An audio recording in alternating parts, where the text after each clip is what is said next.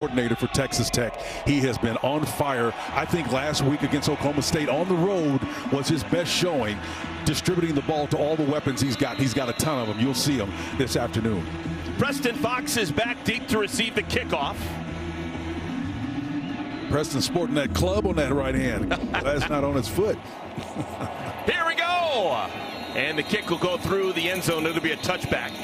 Because we're talking about weather and conditions, we should mention that West Virginia is going to be going into the wind, Spencer. Well, it's going to be tough, again, in any contest. If you've ever been to Lubbock, Texas, believe me, it's flat out there, folks. You got oil derricks and windmills and all that good stuff, and you can look at those flags. They're taught for a reason. Nothing to obstruct that wind coming. Garrett Green, those are his season numbers. He is equally dangerous with his arm and, of course, with his legs. 27 career rushing touchdowns for the senior from Tallahassee, Florida. And, of course, he wants to throw. On first down, out of the backfield, this is C.J. Donaldson. And Donaldson with a nice gain. That'll be a first down of 15 yards on the catch and run. Yeah, Eric, CJ's the bigger of the two backs they've got. We talked about, Jaheim White being the contrasting style. They'll get it to him. Intermediate passes between 4 and 8 yards is where this quarterback thrives. That was an example right there. Now a manageable scenario. Designed quarterback run. We'll see a lot of that. Garrett Green is jumped on after a gain of about a yard. Marion Horn. Take a look at the offensive line for West Virginia. We highlight Brandon Yates, folks, because this is his 60th game as a Mountaineer. That is a new school record. That is worthy of a tip of the cap. Best part of the line probably is the left side with Milam and Remack.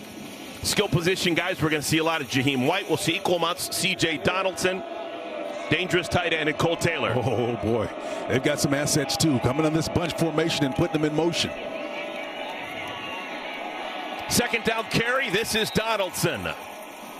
Another short gain. It's going to bring up third down and long. For Texas Tech defensively, they're missing some thunder up front. No DeBraylon Carroll, no Quincy Ledet. That means you're going to have starters in Hanson and Rigsby up front. Jacob Rodriguez leads the team in tackles by a wide margin. He's a big play waiting to happen. Had a touchdown on a fumble recovery a week ago. And in the defensive backfield, Lux, Chapman, Baskerville, and Horn. And Eric, in our time with Tim DeRuyter, the defensive coordinator for Texas Tech, that was a big blow. You're talking about your nose tackle and what we call an under tackle in the middle of that defense. I'm not going to be shocked if West Virginia tries to attack that area.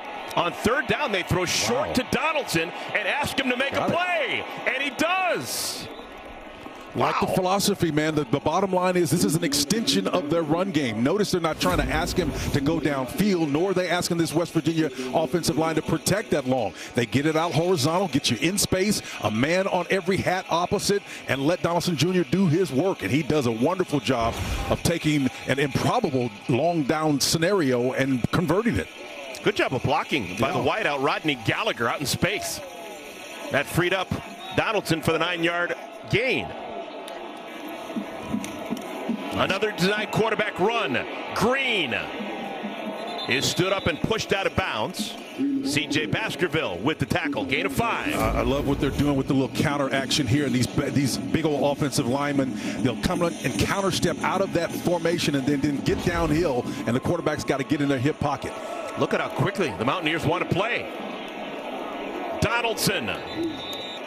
This time will be third down and short. Braylon Rigsby credited with the tackle. Eric, you bring up a good point. They're going to go pace and tempo. West Virginia will, as long as they're either even or in the hip pocket of Texas Tech. What they don't want to do is be trailing and having to go pace and tempo, because that puts them in a scenario where they're doing the thing that they're not the greatest at, and that's passing the football. They want to stay in their wheelhouse in the run game. Last week, West Virginia dominated time of possession in their win against UCF. 3 minutes into our game. They got to get set here. Gallagher and Robinson both change sides. And now Gallagher again in motion. Gallagher's got it.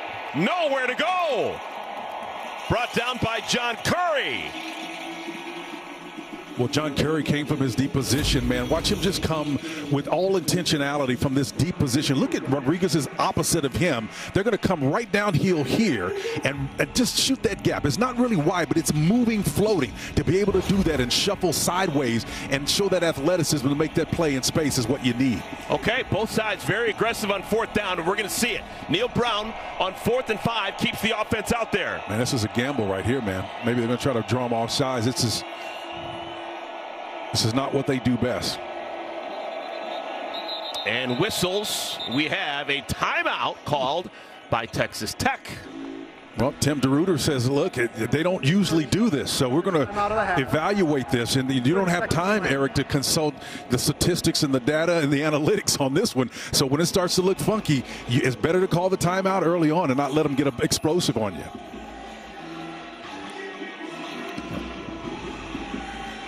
Now, Joey McGuire is the head coach for Texas Tech, now in his 3rd year. He would love to get every possible win. It is so important as he grows this program back to what he thinks it should be. He would love to get to 8-4, which is a win today would get them a bowl game win. All of a sudden, you're talking a 9-win season and close to uncharted waters for Texas Tech. Absolutely. When you start to combine the fact that since Joey's come on board, those 3 years, they've had winning conference records in each one of those years. That's something that hadn't been done since they became a member of this conference, and that's a big deal because, you know, he's an icon. If those of you that have been around Texas sport knows that I've been around for a long time, he is an icon. They absolutely love him. Absolutely. Texas High School Hall of Famer. He, along with other guys like D.W. Rutledge, high school coaches, are legends, man. And this is going to help them on a recruiting trail if they can get a win here. After the Texas Tech timeout, 4th and 5 for the Mountaineers. Gallagher's in motion. Quick hitter, dropped. Oh, Hudson Clement dropped the ball. Would have been a 1st down. Yeah, but that's not Hudson's fault. You know, he put it on that back shoulder. Hudson is open, and you're going to see him come down and over. Watch where this ball is going to be placed. On his back shoulder, he has to turn, and he can't sit that down. It's zone coverage. There's no way that ball should have been put back there. That's the difference. Okay, so West Virginia cannot score. When we come back, the red-hot Red Raider offense takes the field.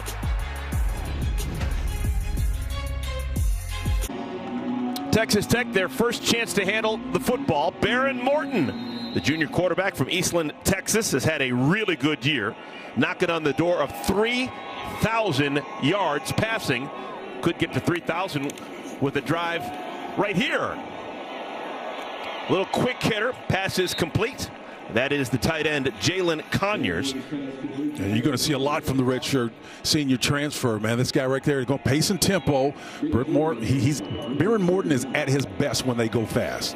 And going fast on 2nd down. This is Taj Brooks. Nice. The all-time leading rusher in the history of Texas Tech football has a 1st down for the Red Raiders. Eric, you and I are just talking how much of a luxury it is to have an all-time leading rusher to go with all these offensive weapons out here at receiver and tight end. We're about 20 seconds into this possession, and already 3 plays have been run.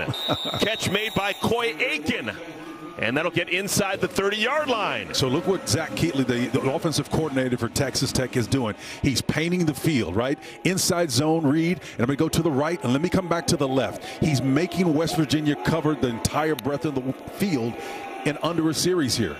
Pump fake. Morton looking at option number 3 now.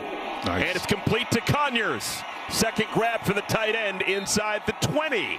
Eric, he's such a nightmare matchup for any defensive back, and even linebackers have a tough time bringing this guy down once he gets downfield. And you go to his 6'9" complement on the other side, that's just impossible. And Mason Tharp is a weapon too. And this is Conyers running the football. How about that? Conyers is a senior playing his final home game at Jones AT&T Stadium. Here's the line up front: Buchanan, Porche, Wilson, Carter, and Rogers. Skill position, and there is a lot of skill. Taj Brooks, what else can you say? Another 1,000-yard season. Kelly's had a revelation in his only year as a Red Raider. And 2 tight ends, Tharp and Conyers, both difficult guards. 3rd down catch complete for the 1st down. Josh Kelly. Now you contrast that style to what his counterpart Green did on his back shoulder throw that was incomplete. Watch where this ball is placed. Again, the eyes upfield on the inside, but away from where the defender is. And so Joseph doesn't have a chance to defend that ball because of where it's placed, low and down and away. Excellent pitch and catch. 8-yard gain on 3rd down.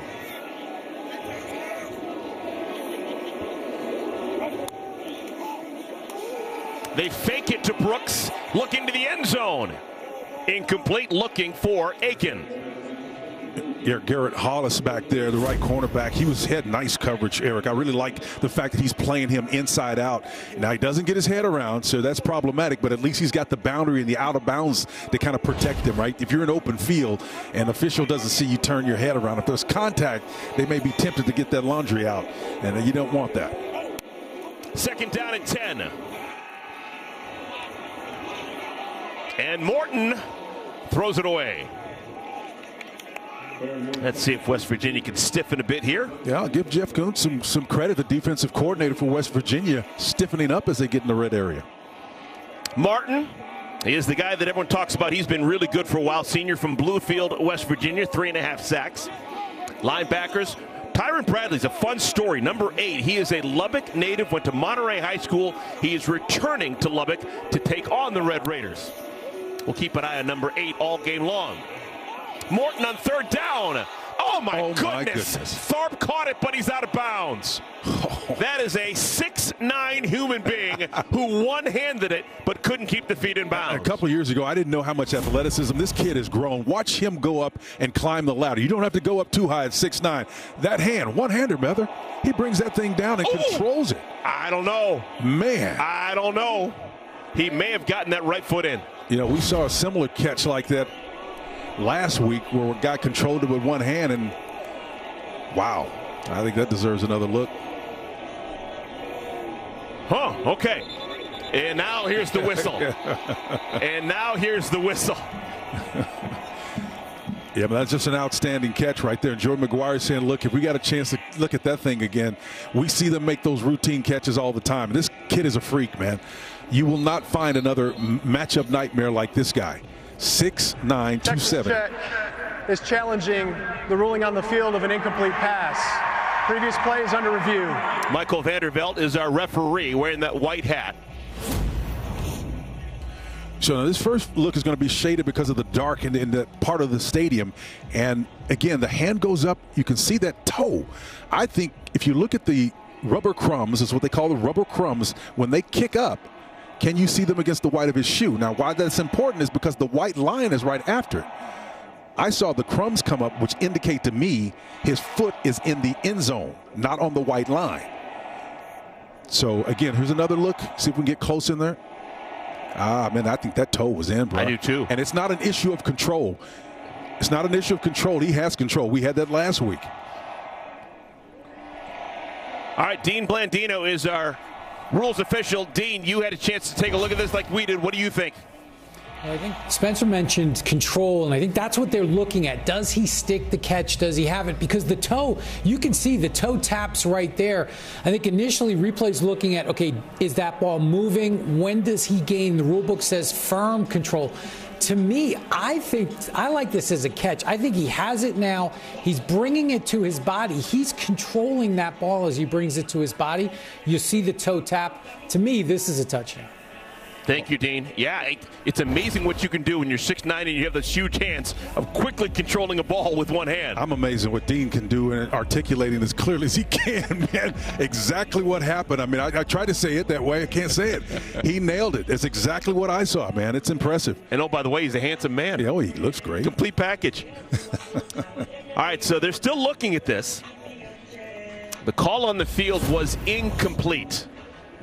Do we have indisputable video evidence to overturn? There's the one-handed catch with the fingers. Mm-hmm. And there's the toe tap, which we believe, at least appears to us, to be in the field of play. Now, I don't know how much impact it has on the judgment, but yeah. But to Dino's comment, he shows control, and his head is actually looking at his hand the whole time. To be able to marry all of those pieces, your head, your legs, and your arms together to get the outcome that you want, I think is just indicative of the assets that they have at tight end, which we talked about at the open of the show. This is an impressive group. Tharp looking like Jim Thorpe out there. You're right. He's great talent, man. All right, final day of the regular season. I guess no one's in a hurry to go anywhere. This replay taking a bit. Well, they deserve to look at it. You know, these teams work hard. I don't want to give points away. After review, ruling on the field stands as called. Wow. It's an incomplete pass. Wow. Texas Tech is charged a timeout and will have no remaining challenges for the game. For the game. Wow. So, wow, that's tough. Well, you need indisputable video evidence, and I guess the word indisputable is key there. But what stinks about that is 30 years from now, no one will see that catch ever again because it's a non-catch. That's right. If that had been a touchdown, that would be on highlight reels. Oh, it made the annals, no question. Yeah. So I do feel for Mason Tharp. After much delay, the 32-yard field goal by Gino Garcia is true. Not a surprise, Garcia's had a magical year. He's now 16 for 17.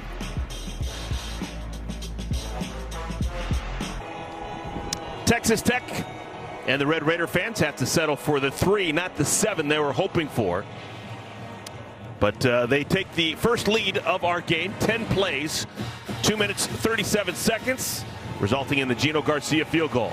Well, Joey McGuire challenged that, rightfully so, that call that you just referenced, Eric. And I think, you know, listen, they won't have any more challenges for the remainder of this game, but I think that was worth it early on to set the tempo, to put yourself in a position where you could get on score. Because I think whoever scores first is in a strong position of advantage in a contest like this. The tacos are flying, baby. Another touchback, second of our first quarter. And, well, this is a three-pronged attack here. Jaheim White, Garrett Green, the quarterback, and C.J. Donaldson, the only FBS team with 3 600-yard rushers. Well, I love this mix, right? Because I'm an old running back, right? And when you listen to what, you know, Chad Scott, their offensive coordinator, talks about, he's an old running back who happens to be an offensive coordinator now, which is rare. You don't see guys matriculate through that running back lane to become offensive coordinators. It's usually their quarterback or wide receivers. But he knows he has something special right there, and he uses them to their full ability. Gallagher goes in motion. This time the carry. Oh, nice. This is White.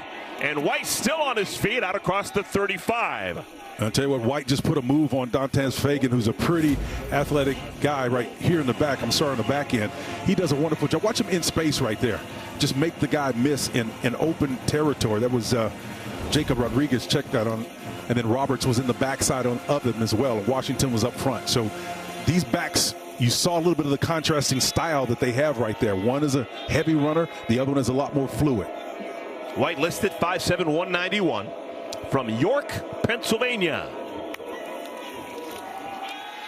Green.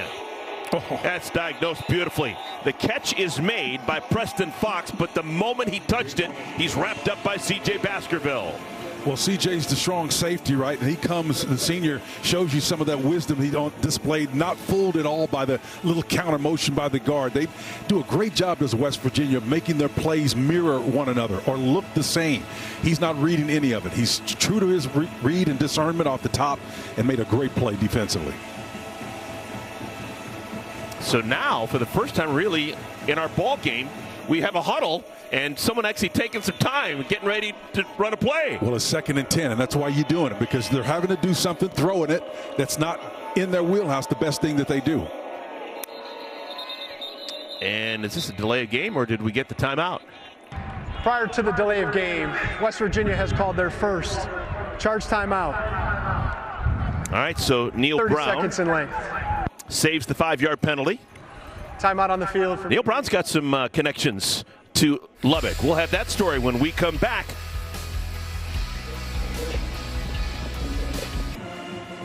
Mountaineers have the football, trailing Texas Tech 3-0. 6:58 remaining in our first quarter. Told you that Neil Brown's got a connection here to Lubbock, Texas. He was the offensive coordinator for 3 years, 2010 through 2012, with Texas Tech back when Mike Leach had just left and Tommy Tuberville took over. So Tommy Tuberville hired Neil Brown to be his OC, and that's one of the spots where Neil Brown kind of created his name in the college football world. And Eric, it was that NASCAR offense, if you remember, everybody had to have speed to get up to the line of scrimmage, including the offensive linemen, and that's really what set him apart. He had great success doing that 2-year stretch. Second down play.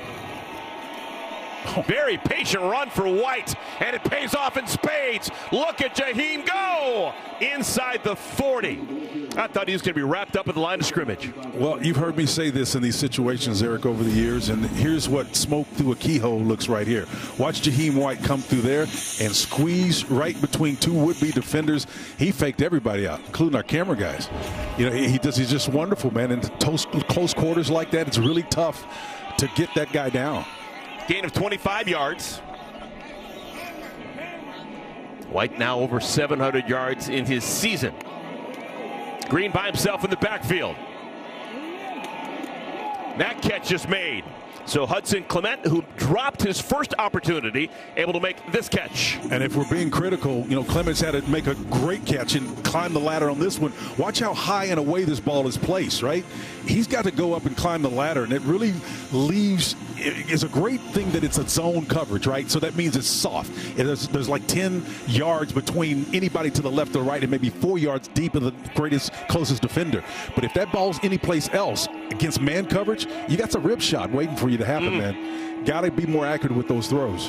37th catch on the year for Clement. Started his career as a walk-on. Now a vital part of what they do.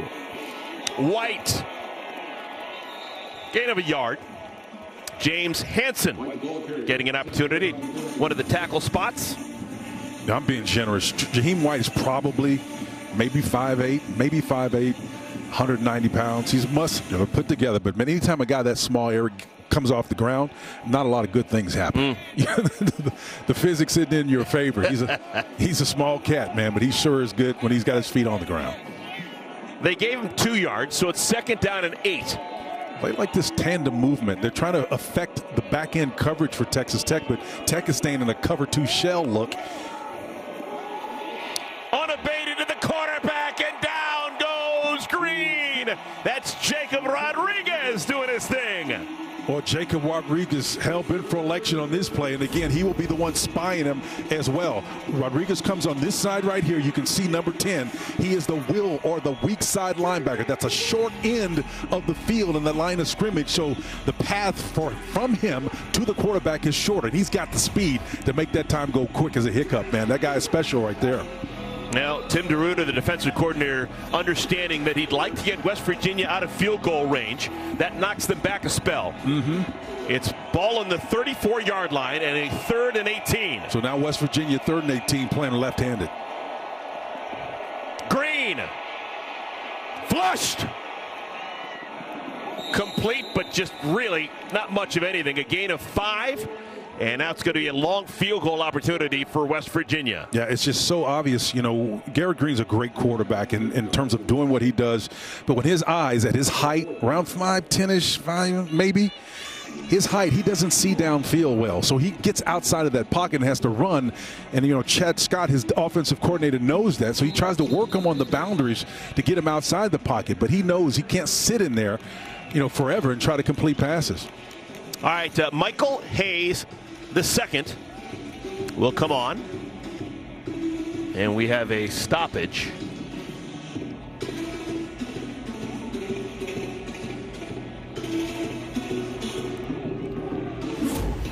Eric, I wonder if he's out of bounds this catch. You know, just look at the right leg and see if it's already out. He's already out of bounds. Oh, my goodness, yes. He's out.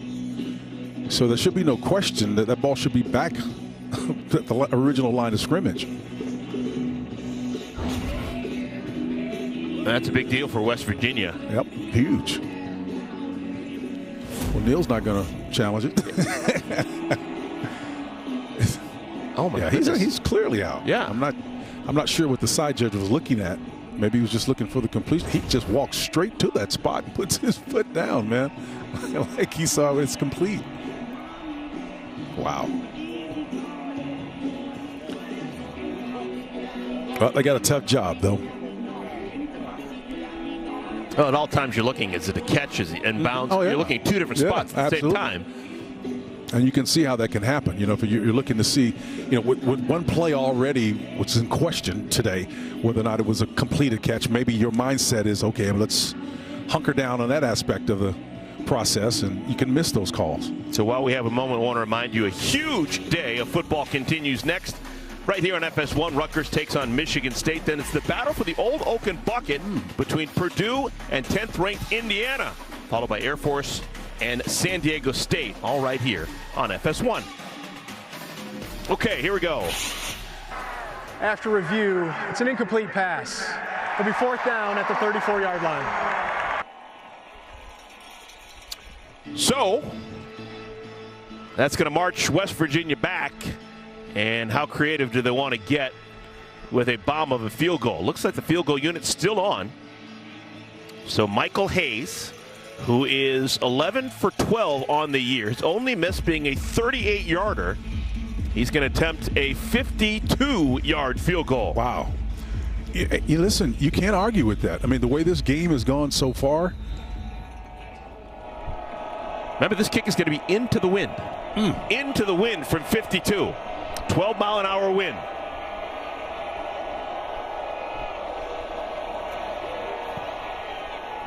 Oh. Did he? You bet. Good golly. All right. Some thunder in that right leg. Michael Hayes now 12 for 13 on the year. Field goal attempts. And that a 52-yard bomb to tie the game at 3-up. Okay. 3:47 remaining. First quarter. Back to Lubbock in a moment. Well, a new career long for Michael Hayes. 52-yard field goal. Remember, he was thinking when he got onto the field it was going to be a 45-yard attempt, but they ruled the pass completion and incompletion, and they marched him back. So the 52-yarder, a new personal high for Michael Hayes. And if you're Neil Brown, you can coach this thing a little bit different. What you say to your team, you know, hey, look, this is the bunch last week that just rang up over half 100 against Oklahoma State. And guys, it's 3-0 at their place. So we are 3-3 at their place. We're tied at them. Starting from the end line, Jacoby Williams. And slipping and falling.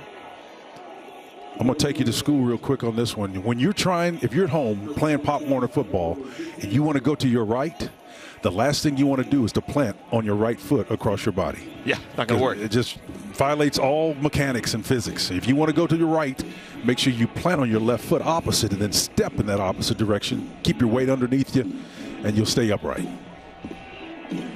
Taj Brooks knows that. No one has run for more yards in the history of Texas Tech football than Taj Brooks, the senior from Manor, Texas. Morton throws on first down. This is Aiken with a catch. Tackled in the field of play. Dantes Fagan. Well, I tell you, I really love Dantes Fagan. I mean, they're going to go pace and tempo here, but Fagan is a guy that can play in man coverage. He loves to play it outside. He knows he's got inside help, short side of the field. That guy right there can defend.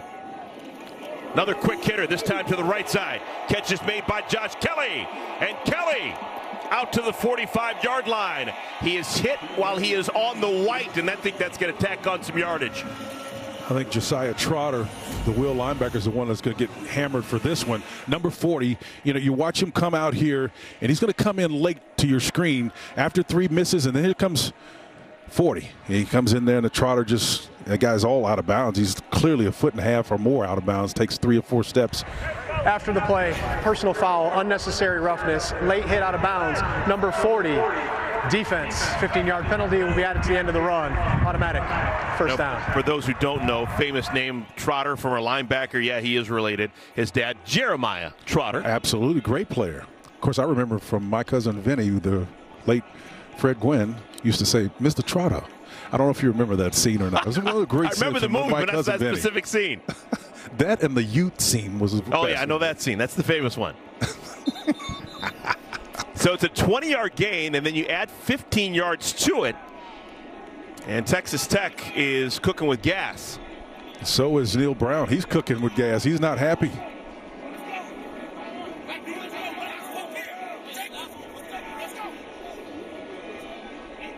Clock stop, 3:15 remaining in our first quarter. Ball's at the 45-yard line.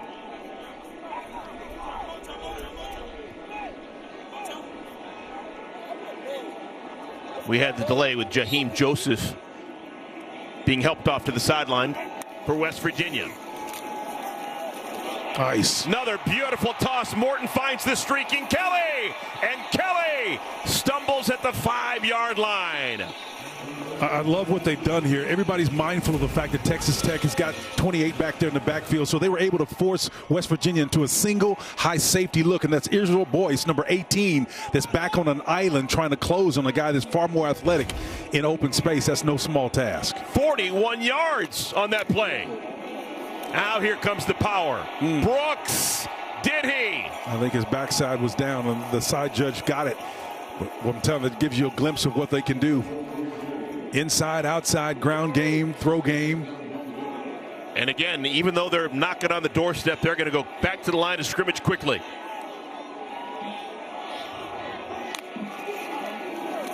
Nice feed. And the keeper, bad idea for Morton.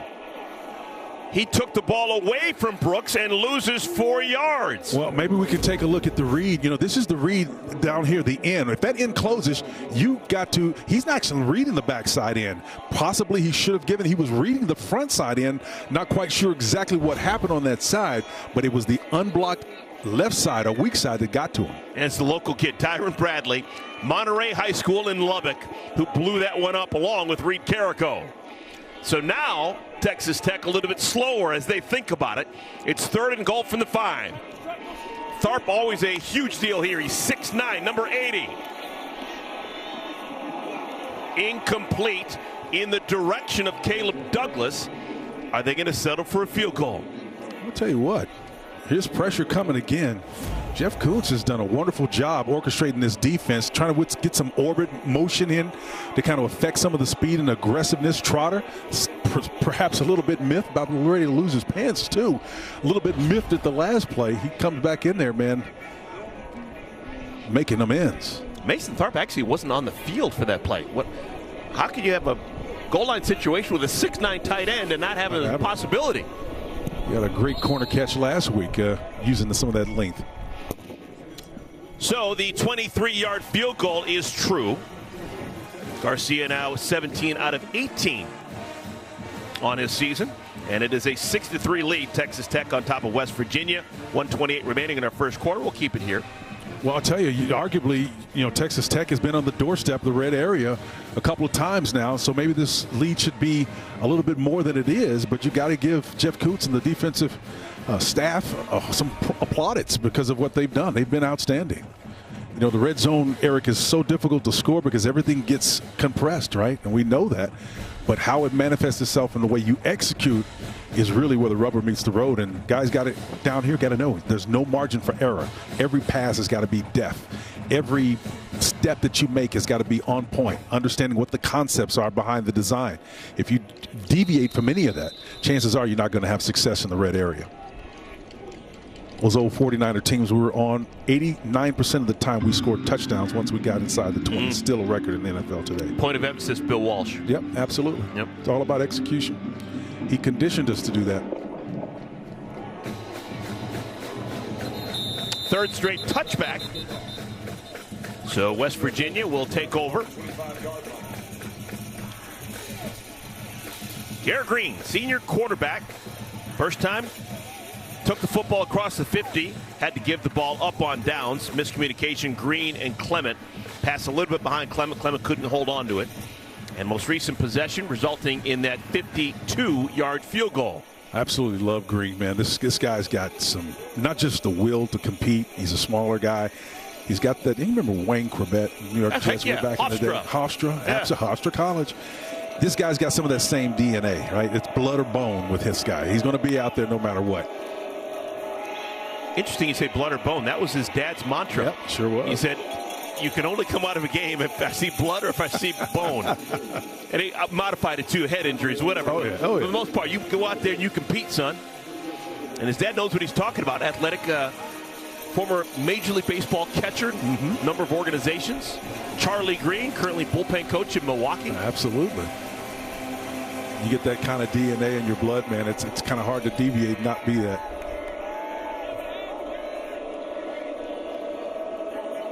Gallagher goes in motion. That's a theme. Almost every play he's in motion. High snap may have disrupted things as White is sat upon. Jaden Cofield, the tackle. Jaden Cofield gets back there really quick, and then, the back end of that play, they're playing what I call a no-read scheme there, where they're not really looking at the quarterback. They're going to tackle that first dive or that first mesh point no matter what. And I think it's a great scheme. It was started by the late John Blake many years ago to deal with the option game. And he came back and perfected. You're still doing it. 3rd down and 5. West Virginia trying to stay on the field offensively. Pressure, and they beat it. This is Gallagher. He's got enough for the first down. And that'll be the final play of our first quarter. West Virginia able to enjoy that first down pitching catch for a spell, as they will change ends of the field and continue their drive in quarter number 2. Low scoring, 9 combined points in our first 15 minutes. Texas Tech leads West Virginia 6-3.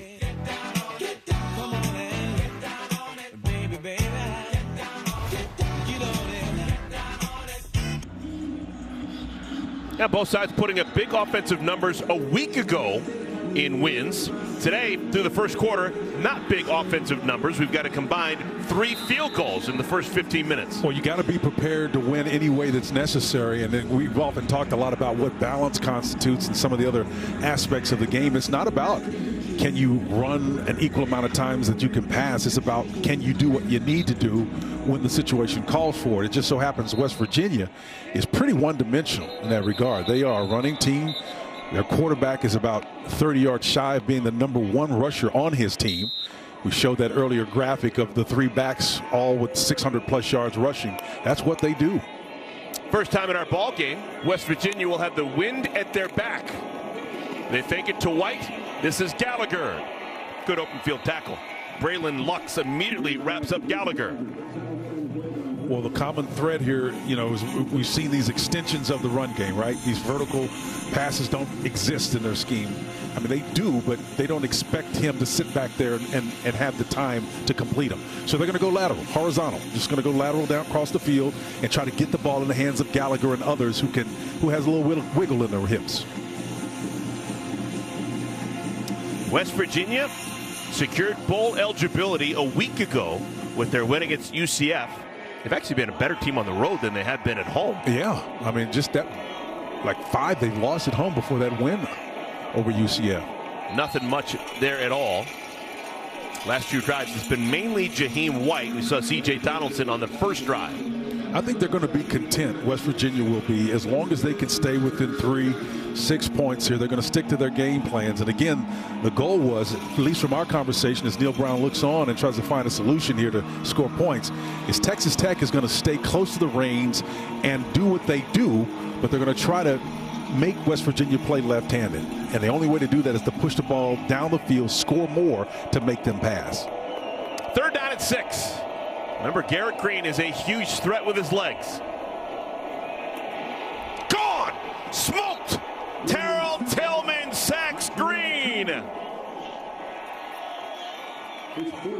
That'll bring up 4th down, and West Virginia has to punt. Original surname Tillman was spelt with an O. We converted it to an A, but that's a true Tillman right there. He does a great job of coming off the edge on a game and a stunt. A wonderful job, too, of following that up on the back end. Ben Roberts, the Mike linebacker, doesn't have the change of direction like some of those other guys do, but they did a wonderful job on that last play. So West Virginia has to punt the football away. Oliver Straw, Big 12 special teamer of the week, what he did a week ago. His first punt is launched. This is Jordan Brown. And Jordan Brown out across the 40. That's a return of 22 yards by Jordan Brown. Well, what can Brown do for you? How about the little hezzy and come in here and stutter step, right?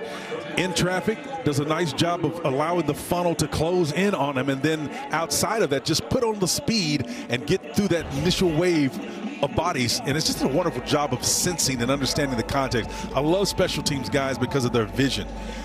By what they do, Eric, you can tell if they're plugged in and they study tape. Outside the red zone, perfection for Baron Morton. Inside the red zone, how about that? Not so much. A little popper. How about this? This is Jacoby Williams. And Williams, who's explosive, crosses the 50. No pop pass, good for 13 yards. Yeah, Anthony Wilson Jr., the free safety, is the one that ended up stopping him, but he almost missed him. The little pop pass, like you said, underneath. And again, if he doesn't catch this incompleted pass, and it's going to be dead there. It's not a fumble because it's the way it's transitioned to the runner. Jacoby Williams from Beckville, Texas. You're familiar. How about that? Oh, Grandma Ella Booney. Not just a dot on the map. You know about it.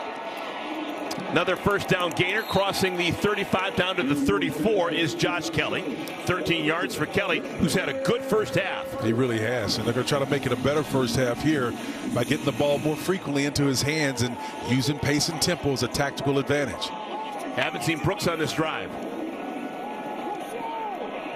Morton Nice. has to throw it away.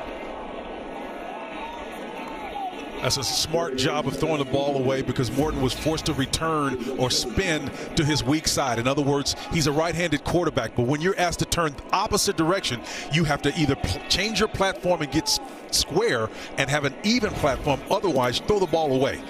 Don't try to waste, because it's going to take you an extra full second to make that play. Unless you're Patrick Mahomes. Oh, well, that's true. You can flick it. You're Patrick Mahomes. That's absolutely true. There's a long tradition of that here at this place. 2nd and 10. This is Brooks. Nice. And Brooks, look at him go!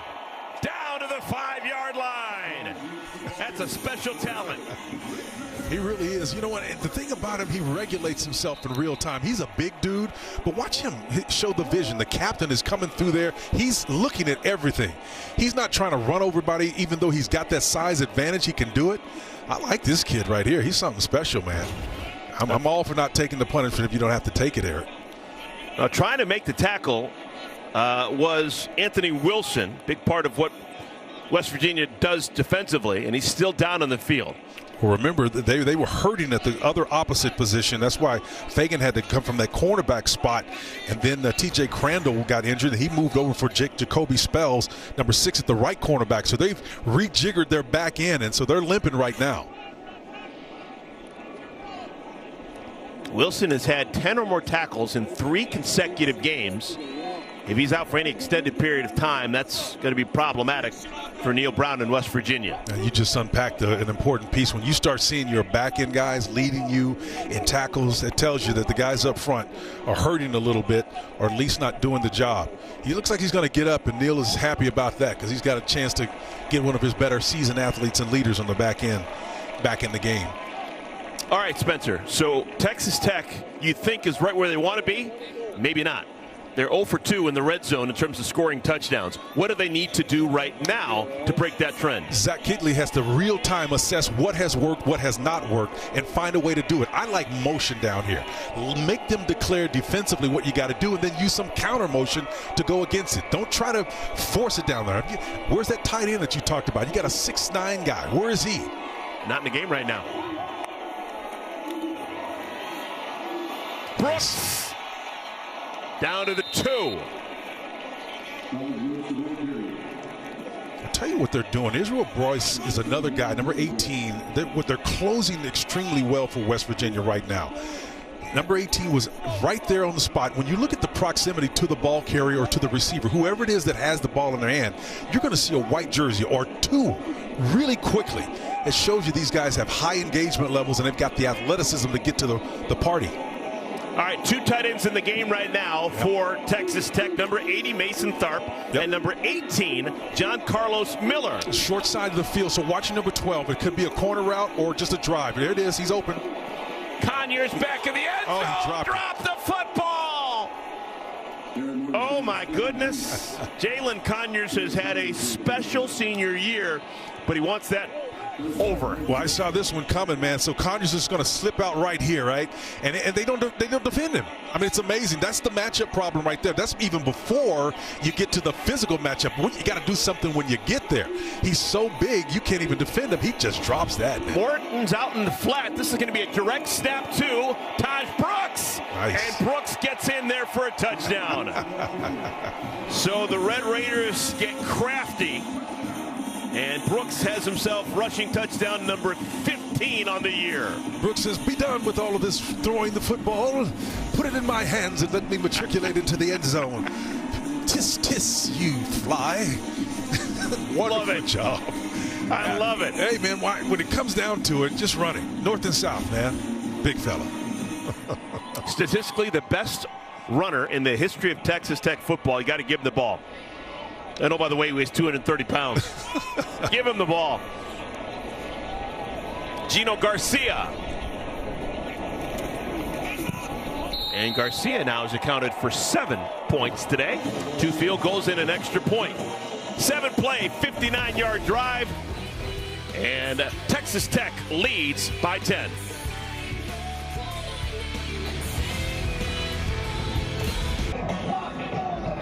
Texas Tech with a 10-point stiff arm on West Virginia. Time for today's big deal, sponsored by Walmart. Black Friday deals. Shop deals now. Taj Brooks, he's like a metronome. Well, he's averaging just 5 yards a carry today. But when you look at over the aggregate course of his career, if you can do that, give it to me twice. I got a first down for you every single time. You talk about having something in your back pocket. Zach Keatley, the offensive coordinator, knows the value of this team. That's why he worked so hard to integrate him into the scheme last week. Even had him on drive routes and vertical routes in the pass game. Caught a touchdown via that way as well. Every game Taj Brooks has played this year, 100 yards. Pretty cool. You know, they say it's steady drip will wear a hole in the rock, and that's what they're hoping he will do against these West Virginia Mountaineers. Garrett Green and the Mountaineer offense back on the field for their 4th possession. Turned it over on downs, a field goal, and a punt on the first 3 possessions. West Virginia won at home against Texas Tech a year ago. Yep, sure did. They got history on their side. Now the season's, the all-time series is pretty even, too. 7-6. Green, longest pass of the day, and it's caught. That's Preston Fox making a big play. How about Preston Fox back there? And that's A.J. McCarty, who plays the star position trying to defend him. He's got it eyed. He didn't have to high point it. The ball's placed right there. Nice catch. Keeper, and Green is walled up after a short gain. Green is not huge, listed at 5'11", 201. And with all the runs that he has had, 116 quarterback carries coming into this game, that's a lot of beating. Yeah, it is, and you can see it's evident. He's clearly limping right now, and it may not have been what with the case we were looking at earlier when we saw him kind of like gimpy. He was maybe just addressing his uniform, but I think right now that last shot that took him off his feet, he's feeling that. C.J. Donaldson in the game next to Green. Yeah, look at the size differential between Green and Donaldson. Donaldson wrapped up from behind. Amir Washington. Amir Washington just gobbled that one up from the backside from that right outside linebacker position. Again, he really comes with great speed from that unabated position that he's got, and he's got a green light to go get the quarterback. And believe me, when you have a quarterback that's running as much as Green does, you're going to get the green light to the short side of the field more often than not, because you don't have to come as far. There's no tight end outside of you, so that distance to the quarterback or the target is manageable. Weird part of the field, could be 4-down territory for West Virginia. Maybe 2 plays to get 8 yards, who knows. Blitz is on, and Green goes down. That is Jaden Cofield again. And it's their star defender. Watch the pressure from the outside here. Number 1 in space. You got a running back trying to block him, and that was C.J. Donaldson, and he misses. You know, you got a big stout guy against a wiggly smaller guy in space like that. You got to win that battle, man. Cofield already today, 3 sacks for Texas Tech, and they're going to get the ball back. Punt team comes on. Oliver Straw had a nice punt his first time around. He's got the wind at his back.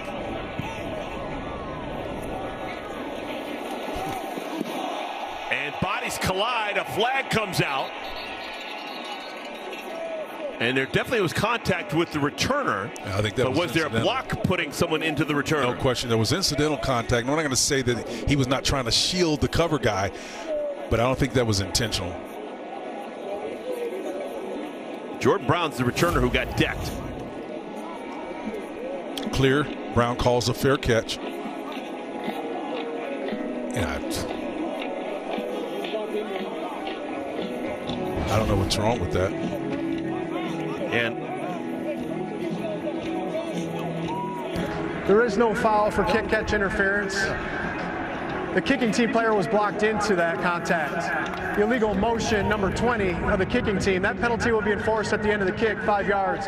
First down, timeout. Okay, got it straightened away. Texas Tech's going to have the football. They've got themselves a 10-point lead on West Virginia. Now tomorrow on Fox, two of the NFC's best go head-to-head. Kyler Murray and the Cardinals going to take on Justin Jefferson and the Vikings, or the Bucs battle the Panthers, or other regional action. Check local listing for the game in your area, only on Fox. Kyler Murray's playing a high level, man. He's kind of tweaked his game and done some things different. I'm really impressed. There was a time when I thought that Cliff Kingsbury was the only solution for him. Got fortunate to be drafted by that. Look at how quick Williams is. Like he shot out of a cannon. Jacoby Williams with the big gainer. Clearly a change of pace from Taj Brooks. Well, Zach Kittley finding his rhythm here, getting the ball on the perimeter and the edge himself, taking a page out of West Virginia's philosophy, getting it to some of those nifty receivers and running backs. Gain of 18 yards.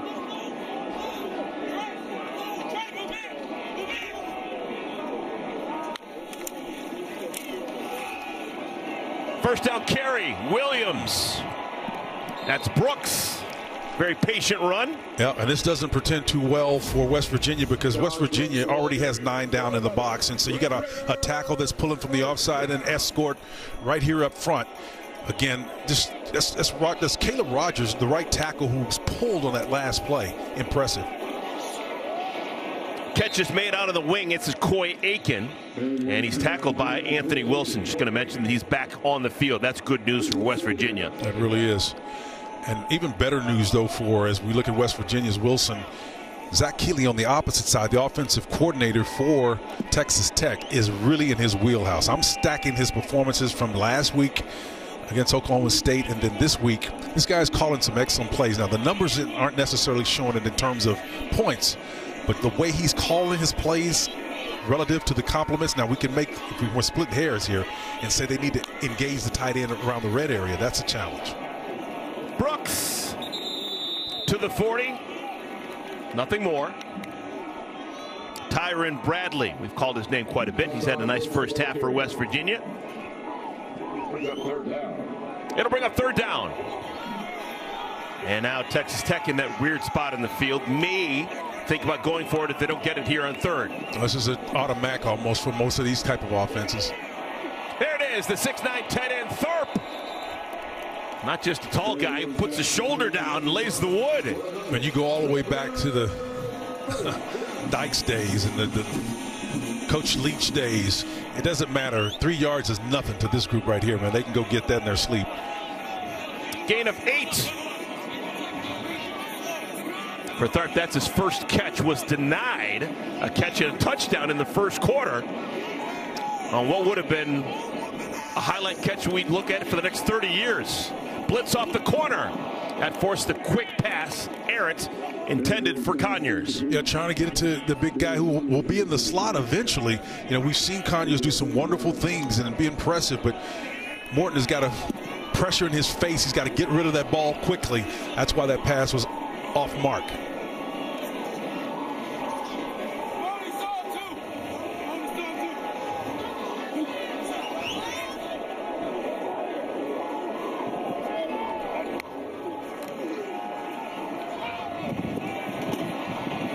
Catches made, not enough for the first down.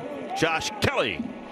For Kelly, that is his 5th catch of our first half. I just love the way this quarterback gets the ball in the hands of his receivers. Garrett Hollis Jr., number 1. The cornerback was sitting there ready to take out the receiver, but the ball was placed perfectly, fell forward for 2 more yards. On 3rd down and 2, straight up the gut. First down for Brooks. That's what 230 pounds looks like. What we say in the hood, Eric, nick him, don't cut him. You can get it in little bits and pieces if you want to. And this key team is capable of doing it, but they can go big top as well. Morton, good use of the feet. Nobody home. Gonna have to throw it away. And he does. That's really interesting. You know, that's the second time we've seen West Virginia force him to release to his left, and he's had to throw the ball away. That's great defensive design, understanding where the quarterback's strengths are and where the route combinations are so that the options are limited when he goes to the weak side of the field. That's really designed. That's kind of the inside the game stuff, but believe me, a lot of that is sussed out in trying to strategize to beat an opponent like Texas Tech.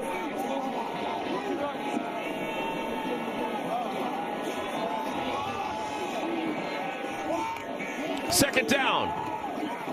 Brooks picks up the blitzer. No. Oh, what a catch by Conyers! Conyers caught it after knocking it up in the air and being fouled. Anthony Wilson may draw the penalty, number 12, but watch the concentration of Conyers, man. This guy operating from the slot. He's operating from the slot position and bats it up to himself. I mean, how incredible is it? You expect that from a wide receiver. But you don't expect that from a guy that's 6'4", 265 pounds. Super talent he is. Oh. Pass interference, number 12. Defense, that penalty is declined. Result of play is a completed pass for first down. I know some great receivers coaches wish they had concentration like this, man.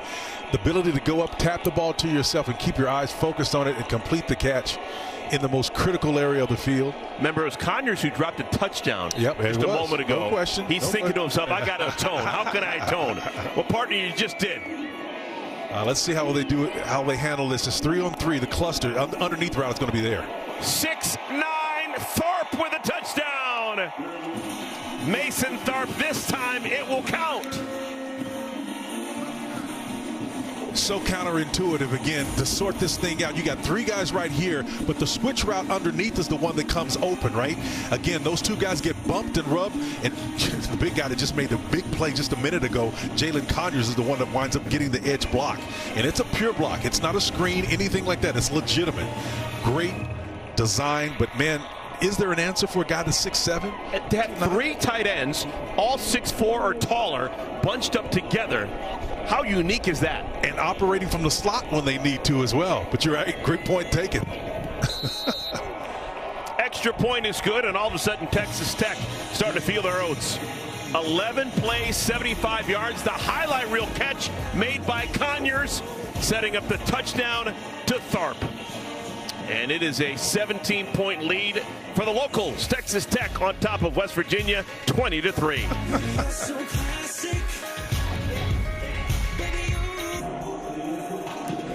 Welcome back, everyone. Time now for the Drive Summary, sponsored by the DirecTV Holiday Bowl. Tune in on December 27th, 8 p.m. Eastern on Fox.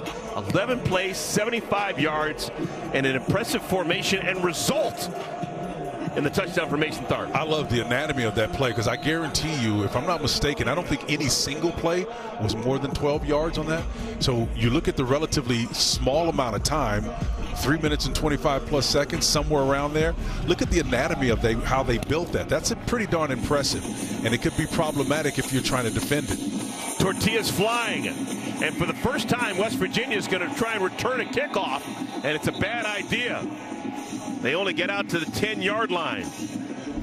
Well, Texas Tech, Spencer, I don't know what they're doing, but they've got 3 sacks, matching a season high. We're still in the first half. Well, they're doing what you and I talked about last night, where they're eyeing the quarterback who they know more than likely is going to end up running the football. Pressure frequently from the weak side, that's the short side of the field, increases their likelihood of getting home. That's what you're trying to do if you're Tim DeRuiter, the defensive coordinator for Texas Tech. Texas Tech playing without important tackles, Quincy Ledet and DeBraylon Carroll. And it hadn't affected them. They played well defensively. White with the catch and a good gain on first down, gain of 6. This may be the last time that West Virginia has the ball here in our first half. And remember, they had the ball to begin the game, so Texas Tech will start with the ball in the third quarter. This is an important drive for the Mountaineers. Absolutely. They need to whittle away at this 17-point advantage right now that Texas Tech Previous has. play of a completed pass is under further review. Yeah, that was a low pass. Did White get it for it at the ground? I think it was hands were on top of it, but the ball underneath was on the ground. But you know what? It didn't have to be that way. That ball was way low. It got it. Oh, that's a catch. That's a catch. That's going to be a quickie. Yeah. I just think the fact that it was so low made it problematic for the back. It's not going to be as quick as we'd like because that's a long run for Michael Van de Velde to put on the headset. Location, location, location. Yep, no question. You believe me, Chad Scott, as they look at this, the deep offensive coordinator's mindful of where his quarterback is placing that ball. He calls it triggering the ball.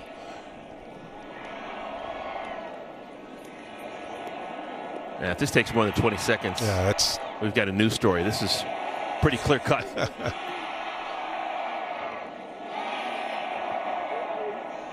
Call on the field was completion, so we don't need to overturn anything or discern. Here we go. Now, this is a quick one.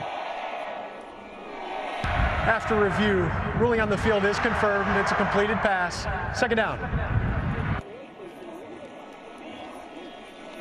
All right, so 3:54 remaining. We will have the 2-minute timeout. West Virginia has 2 timeouts. Should they choose to use them, Texas Tech has just 1. Second down and 4. Full playbook available to Garrett Green. Well, they still got White in the game, some of their smaller bodies. So in a perfect world, you say, okay, the smaller guys are in. I see the receiver matchups. You're going to go vertical. But do they have the time? I don't think they have enough time to sit back there and throw it. And plus, your quarterback's not tall enough to see. But they're going to be forced to do it. Incomplete. Trying to catch and turn for the first down marker. Cole Taylor, the tight end, dropped it. Now, you don't know how improbable that is for a 5'10" guy, and we're being generous to sit back in the pocket down here and have to operate, even though it's just a 3-man game that they're playing inside. Those 3 defenders covering one guy behind it is what's problematic. That could have been poked out there by Rodriguez. No question. Got that left fist in there. I think that caused the incompletion. Oh, man, is this important for West Virginia or what? They do not want to give the ball back to Texas Tech. There you go. Offense will stay on the field. Preston Fox. I think Fox is nicked up a little bit. Yeah, he's going to take a minute to get up. He got a nice shot in the solar plexus, man. That's tough. He definitely did not have alligator arms when he went in and snapped this catch. That's giving it up for the team. He had fox arms. Yep. And even though it was thrown on his back shoulder, he had to literally turn his body the opposite direction.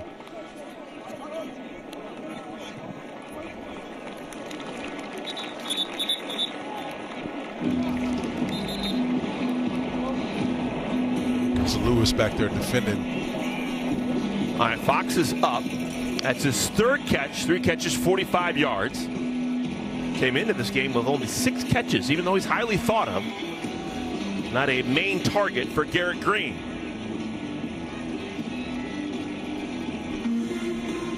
There's Chad Scott, offensive coordinator. Or running back. Chad Scott, like Neil Brown, head coach, has history at Texas Tech. Was an assistant coach for 3 years from Tommy Tuberville was the head coach. First down. Little dump off to White. Tackled at the line of scrimmage. This is a frisky Red Raider defense. Yeah, they really are. Trey Latham, the Mike linebacker, actually showed you some ability to navigate in space. You know, the Mike linebacker is that guy that's in the middle, right? He's usually bigger, less athletic, more of a thumper, but he showed you some ability to cover a nice guy. Over the middle, and it is picked off, I think. What's the ruling? It's an interception. C.J. Baskerville rips it away. Ruling on the field is an interception. First down, Texas Tech. Strong hand, C.J. Baskerville to rip it away. So you see the one time they go deep right here. This is a relative term, deep, when you're talking about West Virginia. When they push the ball upfield, if it's not on the mark, lower a little bit, Baskerville doesn't have a chance to make that play. But because it was where it was, higher than it needed to be, he's able to go up and sky that because of his perspective and take it away. Hudson Clement was the intended target. Next, he may have had it for a moment, but Baskerville had momentum on his side and ends up with the ball. Yeah, when he torqued his body and he's coming down. Previous play of an interception's under further review. No, I think when they discern exactly what took place, Baskerville actually pull that ball away from him on his way down as he turned over, and his body weight coming down, gravity, is what helped him pull that ball out of the receiver's hands. Well, the ball never hit the ground. No, so it's either never a catch or interception. They called on the field an interception, and you're going to have to find something there to overrule the fact that it wasn't an interception and instead was just a reception. Now, you can't give the ball to West Virginia. After review, ruling on the field is confirmed. First down, Texas Tech. I'm loving this. They're getting quick now. They're getting quick, man. Quick as a hiccup. Well-deserved interception. That was just a great effort by C.J. Baskerville. 4th interception of the season. Senior making his presence felt today, man. That's a big number. This day and age, man, quarterbacks don't throw a ton of picks. Nope. To get 4 interceptions, that's a tip of the cap moment. But again, so you got to look at the inside game now. Now, why did you get that interception? It was off the mark. It was in the middle of the field. You're sitting in pocket. You're 5'9", 5'10", maybe, right? You're not going to do that anymore. Morton, jump pass. Akins got it. And you wonder, with how explosive and how quick this Texas Tech offense rolls, do you want to be this quick as they normally play? Well, Texas Tech does, believe me that. In talking to Zach Kittley this week, he was emphatic. He said, I was in my sweet spot, man, against Oklahoma State. Matching wits with Mike Gundy, whole air raid guys. That's enough for the first down. Kelly is finally stood up.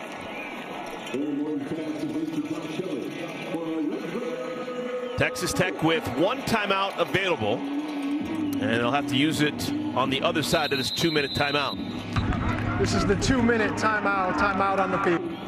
So 2 minutes remaining here in our first half. Texas Tech with the lead and the ball. 20-3 is our score. Back with the final 1:20 of our first half in just a moment. I've had a large map pass, bus, smile, and a couple beautiful girls. 2 minutes to play here in our second quarter.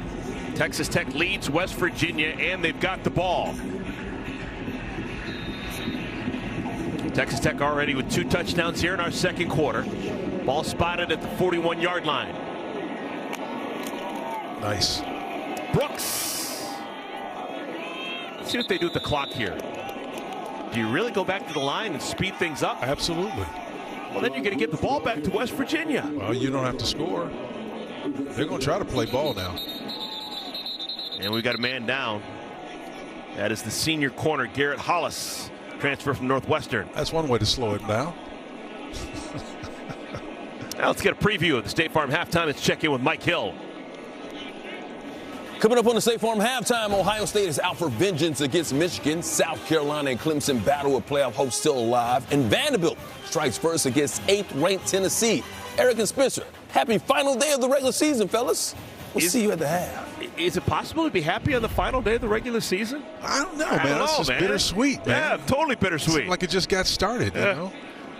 Spencer, since we have a moment, I have learned more about football and life and Frantz Fanon and all of these fantastic things.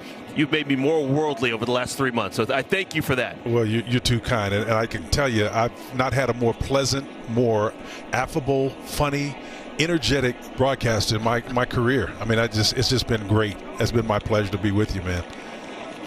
Hollis is up. Well, thank you. Thank you so much. Absolutely. Hollis is up, and Texas Tech is declining the option for a 10-second subtraction to an injured player with the clock running. It'll be second down. I'm mildly surprised. I'm transfixed to this whole clock thing. If I'm Texas Tech, take as much time off as possible. Right. They can score in 20 seconds. Why give West Virginia the opportunity to get the ball back? Hey, man, listen, kids want to play. I mean, this is the era that we're in. You want to play, man. They had 95 plays last week against Oklahoma State. They want to play. Second down at 6. Brooks untouched into the secondary. Brooks, touchdown! Oh, my goodness! Taj Brooks is electric.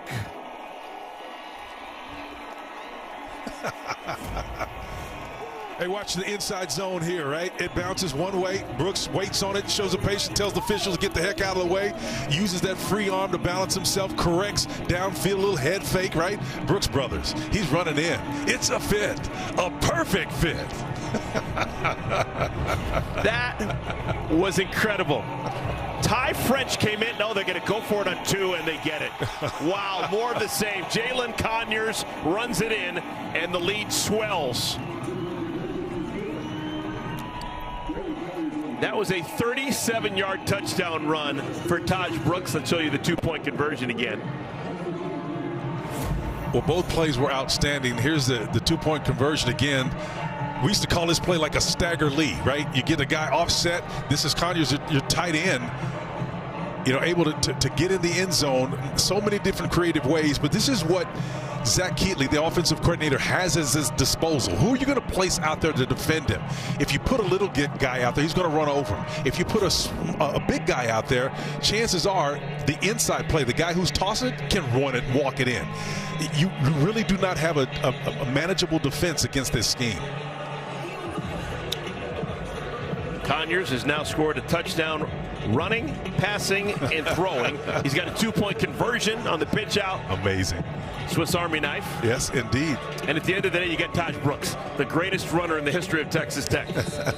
Well, it's embarrassment of riches, and that's the reason why Zach Keatley told us that he had a blast last week against Oklahoma State. He says, I was in my wheelhouse, man. This is back old school. We had air raid. He's an air raid guy. That's his DNA. That's where he comes from. Telling you what, he's running about as much as his father's coaching track and field there at Texas Tech, man. Good call on that. Short kickoff, fair catch called for. And West Virginia, they're getting blitzed right now. They scored a field goal in the first quarter, a goose egg since. They're down by a 25 spot. They do have 2 timeouts and 95 seconds remaining here in our first half. Partner, I really can't say enough about the overall program. I mean, we're looking at the success that Texas Tech has demonstrated, not just this today, but last week. Kirby Hocutt, the AD there, has been outstanding. The guy, and we can talk about these days, has had this program cash positive for a long time, and they're doing some extraordinary building on campus. He's one of the premier leaders in the nation. Gallagher is crushed immediately. Marion Horn diagnosed the play beautifully. Or we should call this reading like a computer. Watch number 4 with his eyes. Well, where are they? They're camped inside. He sees this play right from the beginning. He's going to go underneath the tight end, Taylor, and then makes a play in the backfield on the other side of the line of scrimmage. I'm telling you, when you study film, the formations will not lie to you. Little dump down. White. Hurdles the first tackler and then pays the ultimate price. Got just crushed. Michael Dingle. I think Carrick comes in. Actually, that's not that. That is Dingle. You're right. 35 comes in there flying, making a big play. Wow. Clock stopped, 1:02 remaining here in our second quarter. If West Virginia can't get 9 yards, Texas Tech's got to get the ball back. Yep. Now you know why they were rushing to get the score. They want to put half 100 like they did last week against Oklahoma State, believe me. Just a 4-man rush. It's tough sitting back in the middle of that. Green lost it. It's out. And it's recovered by. Ruling on the field is a fumble recovered by the defense. It's first down, Texas Tech. And I think when they review this part, you're going to see Green trying to cock his arm and bring it forward, but the defender that was trailing comes from behind him and snatches that out just as he's getting it out. See, that ball's not up yet. That's just great defense. Once again, Tim DeRuyter's got this team flying all over the place on the defensive side of the ball. It was that Tillman guy again. Terrell Tillman. Tillman with a sack. And now a forced fumble. And it's Texas Tech ball. 51 seconds, 1 timeout for Texas Tech. This is a greedy bunch. Conyers with the grab. I just love the way this quarterback places that ball between zone coverage. 2 defenders standing there. Conyers splits the difference, and he threads the needle, man. And they can get to the line in a hurry, can't they? Catch is made, inbounds, and then stepping out of bounds is Douglas.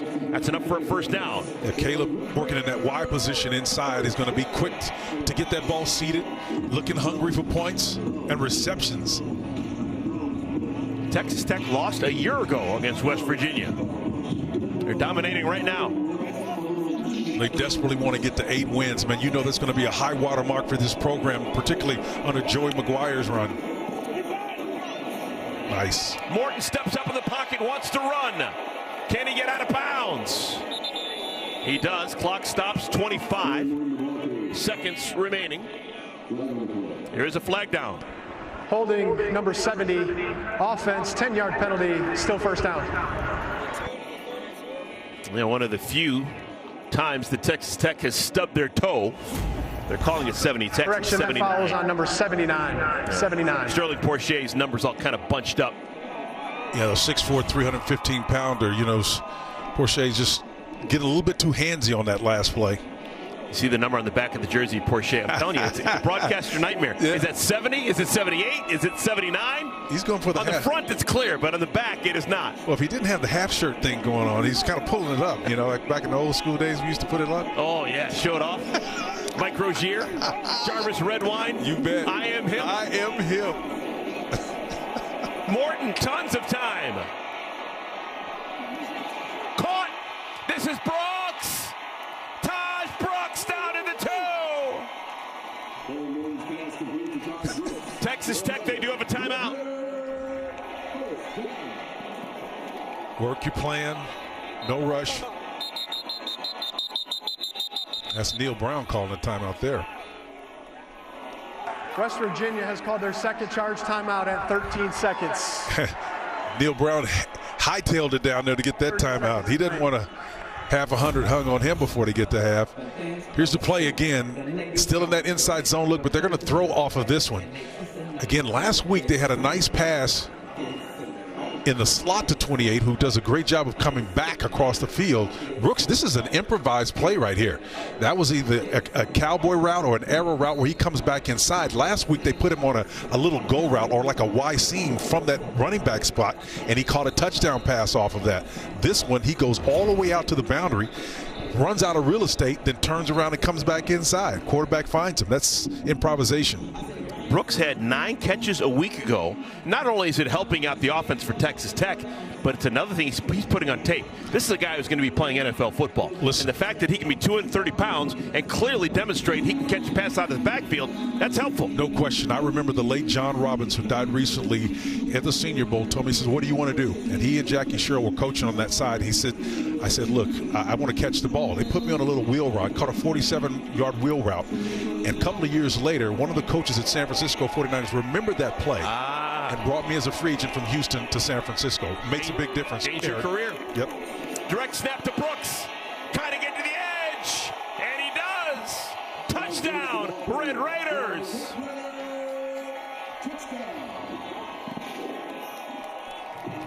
Absolutely love the point you made about the ways he's been able to score and how they've showcased him, because believe me, running is one thing, but being able to catch it is another thing altogether.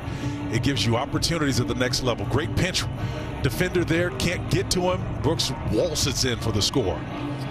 3rd touchdown today for Taj Brooks. And it is a 34-3 lead. Gino Garcia for an extra point.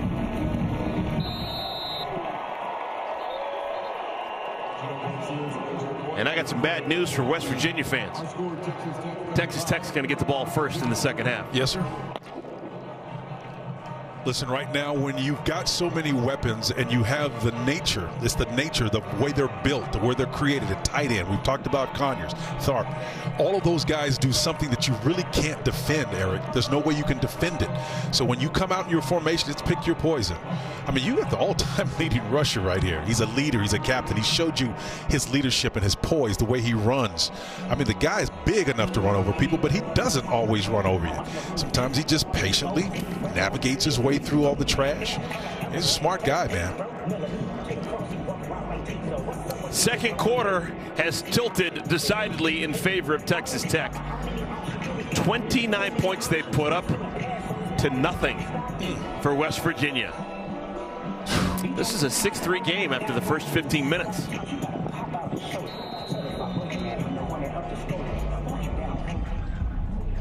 All right, barring an exceptionally long return, West Virginia is just going to take a knee and walk into the locker room.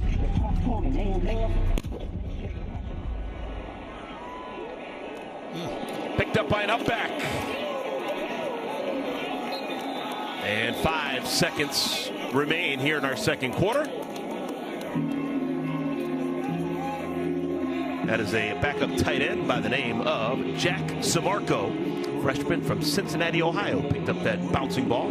Well, I'll tell you what, Texas Tech has been unbelievable, averaging 8.3 yards on the 41 plays that they've had in this first half, on pace to have 84, 83 or so, and perhaps even more when they get the ball back first in the second half, as you pointed out, partner. This team has been outstanding, man. I'm not so sure anybody wants to face them at this stage of the game, of the season. Donaldson. And that is our final play of the first half. It is all Texas Tech right now. The Red Raiders with a 35-3 lead on West Virginia.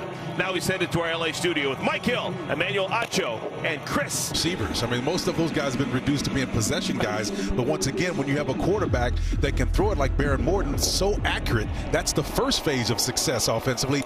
Get the ball in the hands accurately. And oh, by the way, they get Taj Brooks, Texas Tech's all-time leading rusher. Yep. So Texas Tech will start on offense. They've got the ball and the lead. And let's see if they change their offensive philosophy. I don't know if they can. Do they slow it down a tick or two? I don't think they do it, because the age of college football where we are right now, everybody wants to play.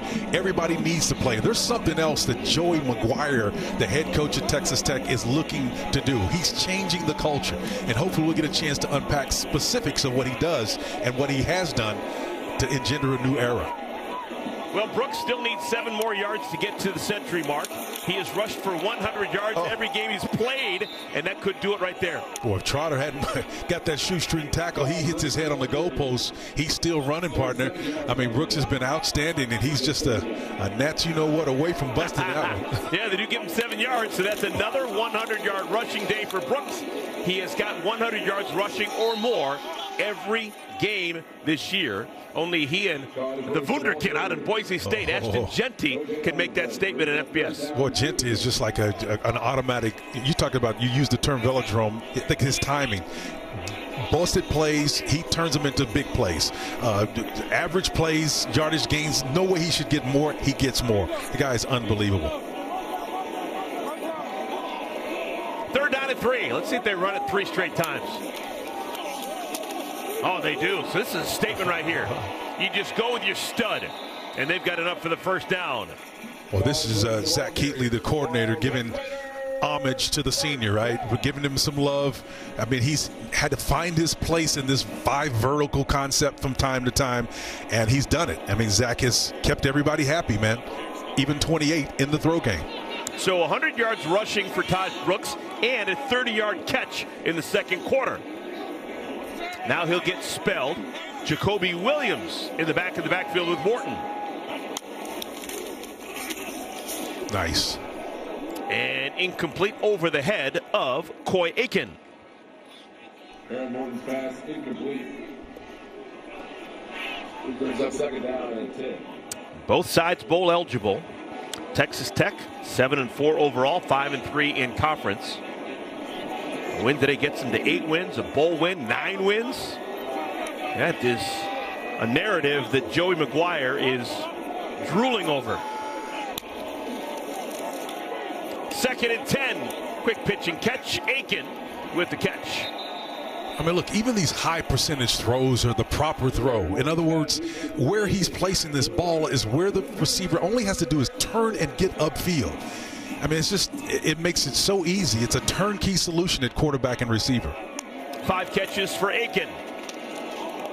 Incomplete. There's a chance that maybe that was a backwards pass, and that's why Josh Kelly jumped on it. Yeah, and Josh should have had that. You know, there was another one that hits his hands. If it hits your hands cleanly, you got to catch that one. Maybe it pulled him a little bit back to him, that Morton on that one, but should have had it.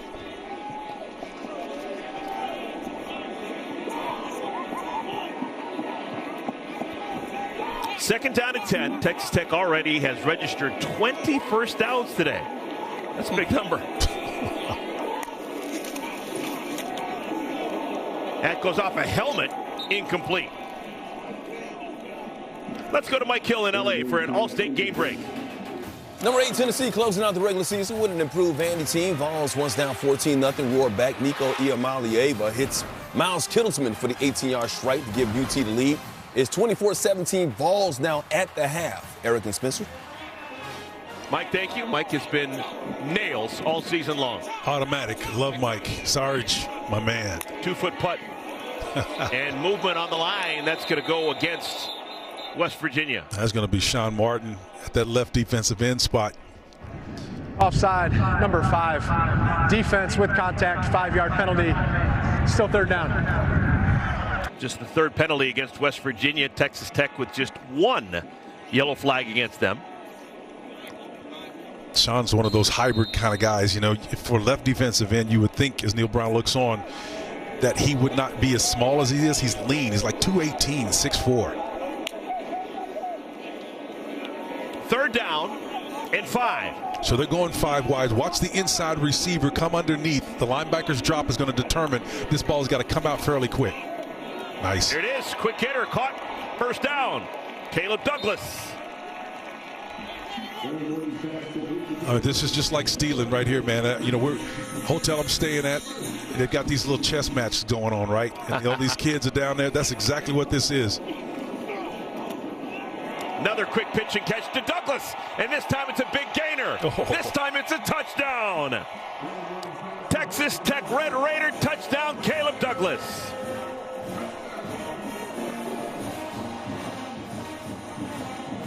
Sixth receiving touchdown of the year for Douglas. Well, Caleb is working here with off coverage. There's nobody there, right? He pivots, turns, placed the ball on the inside, and if you don't take the correct angle, and that was Anthony Wilson, the safety, if you don't come proper downhill, a guy like this, I mean, even an average receiver can get to the end zone quick as a hiccup, and the captain right there puts his team in another position to make another great play.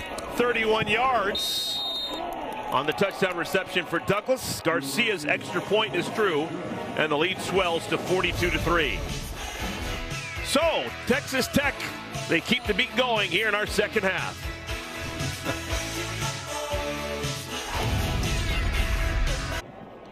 This was a 6-3 game. Texas Tech on top of West Virginia after the first quarter.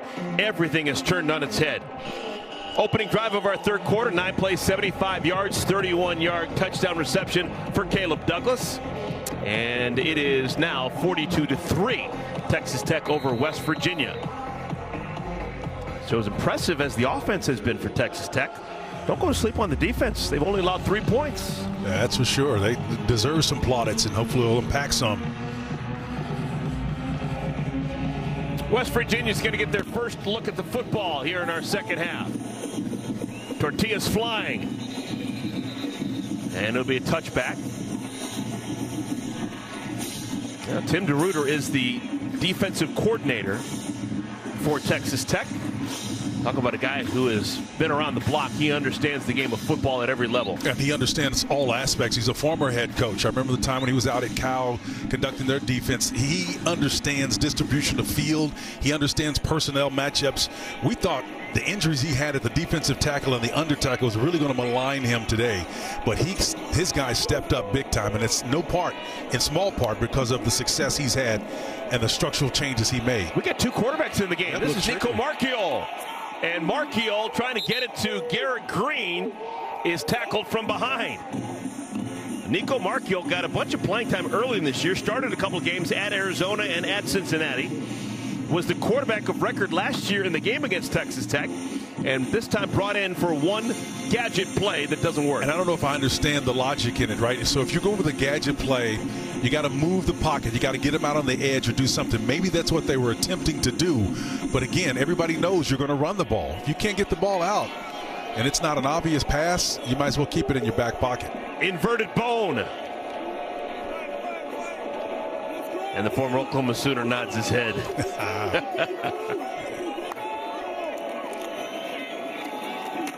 Gallagher.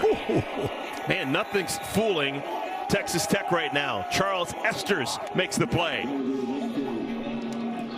Garrett Hollis Jr. Watch him butt this guy up right here. Once you see what Hollis comes out of depth from right about there, watch him butt him up. I mean, that's C.J. Donaldson, man. He's 6'2", 238, and the guy that just nailed him is about 201, giving up about 22 pounds. Oh, much needed first down for West Virginia. They were limping. Catch made by Justin Robinson. First catch today for Robinson. They could use a lot more of those, but again, it helps to have a quarterback that can hit those with regularity. The greatest ability is dependability. If you've got a quarterback that can consistently hit those downfield passes, all of a sudden the run game becomes a complement to what you're trying to accomplish. Heretofore, they've not been efficient in the throw game.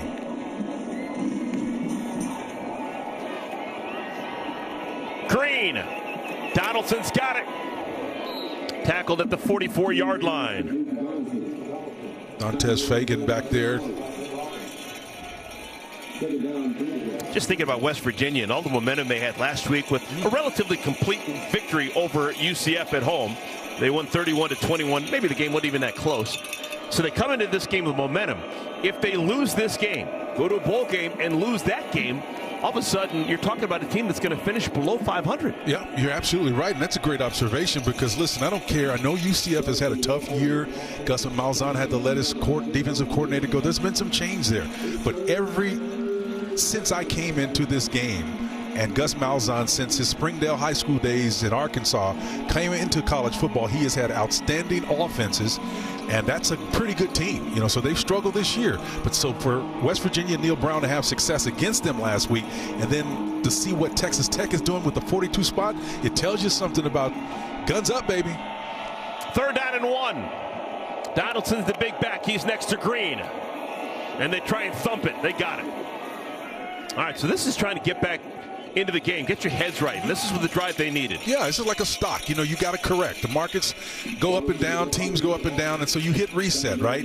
Clean the palette. Start with something fresh. So Neil's searching for answers right now. You look at the differential in terms of yards as they try to go pace and tempo, looking for something downfield. Again, you don't see the accuracy there. So, again, at some point in time, here's the problem with taking shots if you're Green at 5'9.5", 5'10". If you go down deep and it's not anywhere close, you're not taking seriously in terms of your legitimate effort to shoot the ball downfield.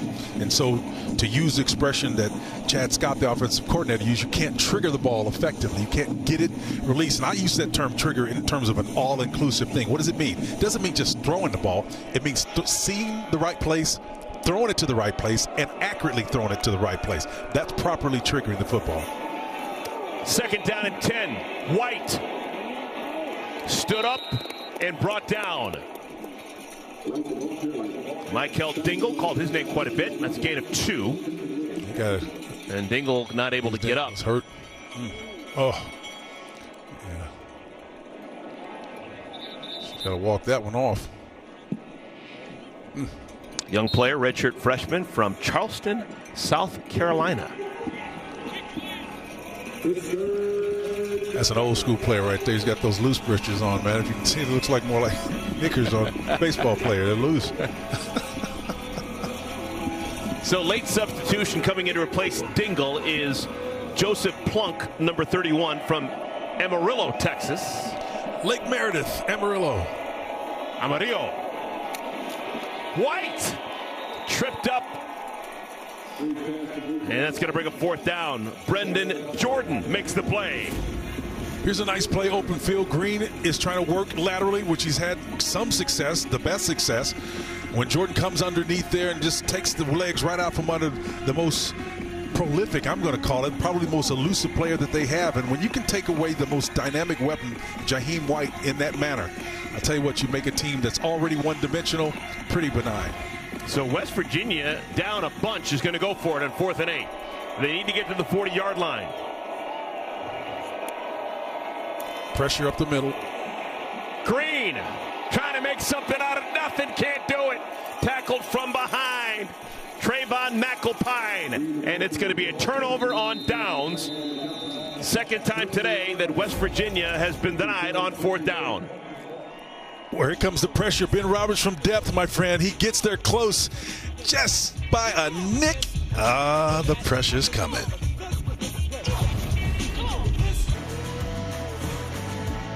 Texas, and then Love and Life. Texas Tech showing off for their fans. 42-3 is our score. 39 of those 42 points have come since the first quarter. Red Raiders have the ball. You'd imagine they still got the foot on the pedal. This is how they are. This is who they are. Taj Brooks, a monster day for the senior, playing in his final home game. And he doesn't even go down.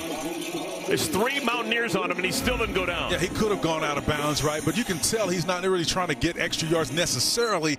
You know, he's physical enough to run over. He stays vertical, right? Turns and spins. They're going pace and tempo still, man. They're not going to let up. Oh, my goodness. That is intercepted. I don't think that ball ever hit the ground. Nope. That's going to be an Anthony Wilson interception. Ruling on the field is an interception. First down, West Virginia. Well, that's one of the rare good things that have happened. Wilson comes in, and it's triple coverage right here, man. But you talk about a dime. Now, I'm splitting hairs here at home. If you're Wilson and you're the receiver opposite of him, I think Conyers may have taken his eyes off at the ball just a little bit when that white flashed. You can look at it in real time. You can see him kind of gather himself and protect himself. He's triple covered, but that ball was a dime laid right in there. Anthony Wilson was actually trying to separate the ball from Conyers when the ball ended up in his arms, and he gets the pick. Well, Conyers is a big dude, right? We've talked about that, 6'4", 265 pounds. But, you know, if you've got an opposite colored jersey and you're extended and you've got a guy on your hip and in front, you're triple covered, man. You got to protect yourself at some point. So Conyers up and off the field. Conyers, one of those seniors playing his final home game. He's actually been around the block, started at Oklahoma State, was at Arizona State, had success in both spots, but freely admits he probably should have started at Texas Tech. They really wanted him. He chose to go elsewhere, but he came back and fell in love with the university. Well, that's one of those great positive stories right out of this new era that we're in right now with transfer portals and stuff. Guys can move, and I think making mistakes from time to time can be beneficial for them as well. Mountaineers had the ball back. No damage done. White crosses the 15. For those of you keeping count, that is the 5th career interception for Anthony Wilson. That was great patience by White on that play and made possible by that interception by Wilson. They got another chance to cut into this huge lead that Texas Tech has amounted. We haven't seen as much of Garrett Green running the ball as I thought we might. Yeah, that's a great point. You know, he's what, 2nd in rushing on the team by like 30 yards. So in the aggregate, you'd say this guy right here is as important a runner as anyone on the team. White close to the first down marker. Yeah, if Green was 2nd on the team in rushing, he's not anymore. He's gone backwards today. He's got 8 carries, negative 22 yards. I mean, think of that. That's 1/3 of your offensive production gone on a team that's exclusively a running team primarily.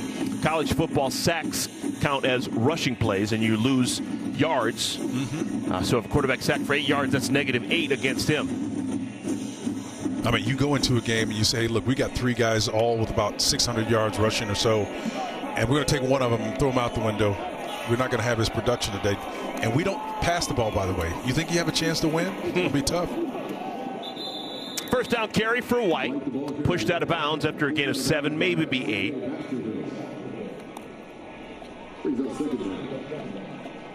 Equal doses, White and Donaldson. That was the 9th carry for White. We've seen 6 carries for Donaldson. By far the more productive player has been White with 67 yards.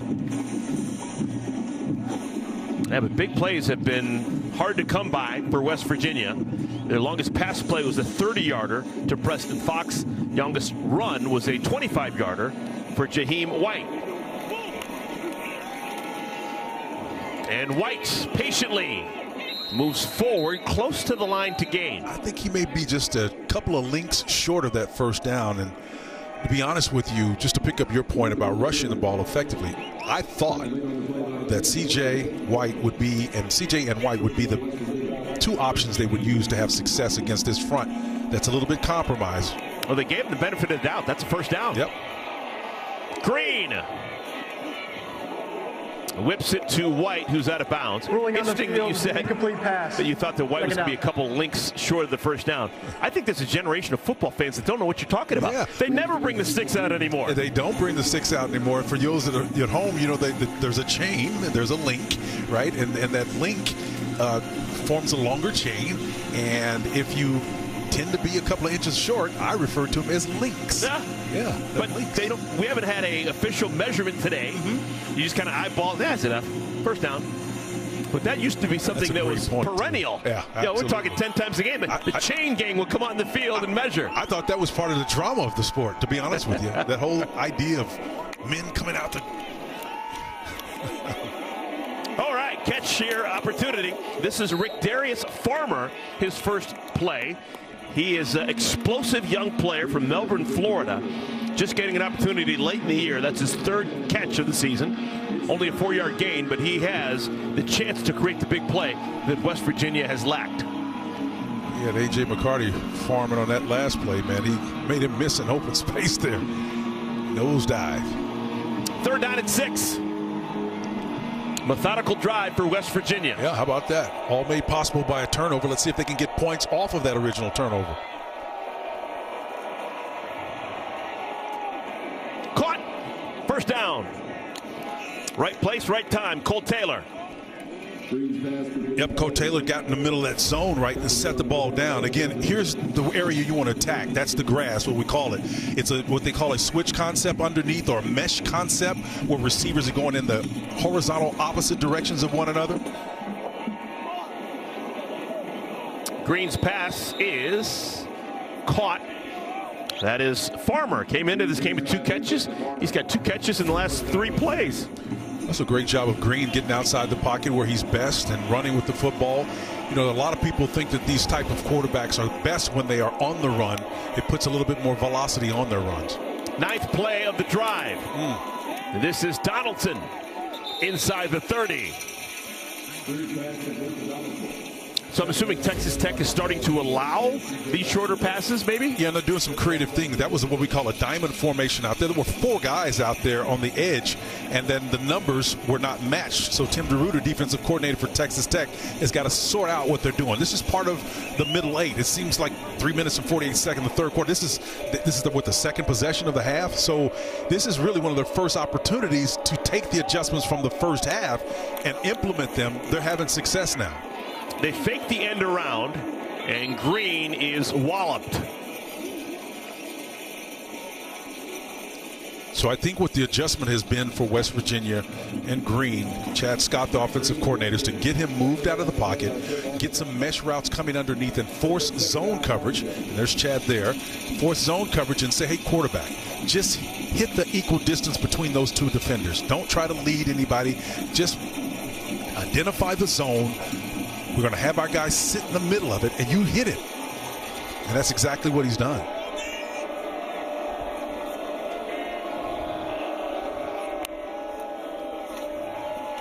Four-man rush. Nice. This has been an impressive drive. Now, it's taken a whole bunch of time, and West Virginia didn't have a lot of it. That's Justin Robinson's second catch. But at least they're putting something positive forward. Yeah, and so what Tim DeRuyter's counter has got to be, he's got to come out of this kind of zone under concept and then get into more of a man scheme and make one of the guys make a play or break on the ball and try to get that ball back. Otherwise, even a quarterback that's not a great thrower or not that tall can find the distance between 2 defenders and split it and hit it. 5 consecutive completions by Garrett Green. Single high safety look. What does that mean? This guy right here? They attack. That's what it means. And it'll be a touchdown. That is Gallagher with 6. And that's what it means, partner. When you have a single high safety and you don't have a quarter field, and here's what I mean by quarter field. Those two deep safeties are responsible for 1/4 of the field. And so if we can see the route here, it's going to be released on the outside. It's like a fade ball, but he comes and gets width on that in the back end. But because that guy right there, number 25, was in the middle of the field, that's why that was open. If it's two deep safeties, that corner is covered by that cornerback to that side. So West Virginia got the ball on the interception by Anthony Wilson, and they marched down the field methodically, 90 yards in 12 plays. Took 6 minutes to do it. But they get a touchdown. Now they'll go for 2. Green tackle eligible. This is Milam. He didn't get there. Oh, the All-American tackle who has been a part of so many memories in West Virginia history. They try and give him an attaboy, and he just doesn't quite get there. Love the effort. Eric, you were talking about why suddenly did West Virginia have success. I want you to look at this guy right here. He is covering the middle of the field. It's a heck of a long way to cover that third. If he were in 2 coverage, that is cover 2, a man over there, that play is not available.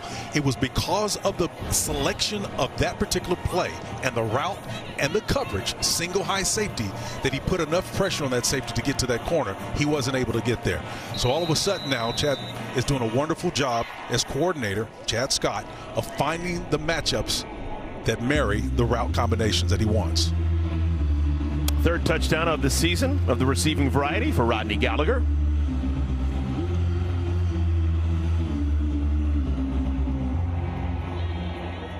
Spinning kickoff. Returnable. Oh, doctor. And Williams cut down at the 19-yard line. We'll take a quick timeout. Final 2 minutes of our 3rd quarter when we return. Everyone's entitled to their own opinions, but his are the only ones that matter. Colin Cowherd is the most interesting man in sports. Don't miss The Herd weekdays at noon Eastern, only on FS1. All right. C-3PO. If that guy played a lick of football, he'd be the Wookiee of the Year. Chewbacca. It is a 42-9 lead for Texas Tech. Texas Tech's got the ball. Last time they had it, interception thrown by Baron Morton. Maybe not his fault. Ball was in the arms of Jalen Conyers, who had it ripped away by Anthony Wilson. Yeah, it wasn't his fault, but I would say, you could question throwing in the triple coverage. Brooks slips down after a gain of about 7. Taj Brooks, if you're just joining us, has crossed the 100-yard threshold. He has done that each and every game this year. Eric, about Conyers, you raise an interesting point. What constitutes covered has changed when you have guys that size. So you have to make adjustments. A guy that you think is covered is not really covered if you're 6'5" and 265. That sounds like Keith Jackson's size, but you played with him back at Oklahoma. And Keith was never covered. I've never seen the tight end as big as Keith was score on a reverse run. 85 yards. Not very many tight ends can Folks, we're talking about the tight end, not the announcer. Yep. Keith Jackson was a wonderful college and pro tight end. That's right. Played for Buddy Ryan out in the Philadelphia, the Eagles, with Keith Byers and those guys. Yep. Miami Dolphins. I think he caught something like 15 passes. All-American. And yeah, he's All-American because those 15 passes went for like 800 yards. Academic All-American, Hall of Famer. Final 30 seconds of our 3rd quarter. Morton, what a strike. Oh, what a play. Josh Kelly brought down at the 35-yard line. Baron Morton showing me something. Well, he's a baller, man. He understands the scheme and what they're trying to do, staying alive, extending plays here. Now, that's Holmes-esque right there. I was thinking Baker Mayfield. Mayfield? Yeah, that was nice. Throw counter across the body action there. That was pretty strong. Will we get another playoff here in the 3rd quarter? We will. Morton, complete. Aiken's had a busy day. That's his 6th grab, and that's our final play of quarter number 3. To the 4th we go. Winning time, 4 fingers in the air. Texas Tech, they lead West Virginia 42-9.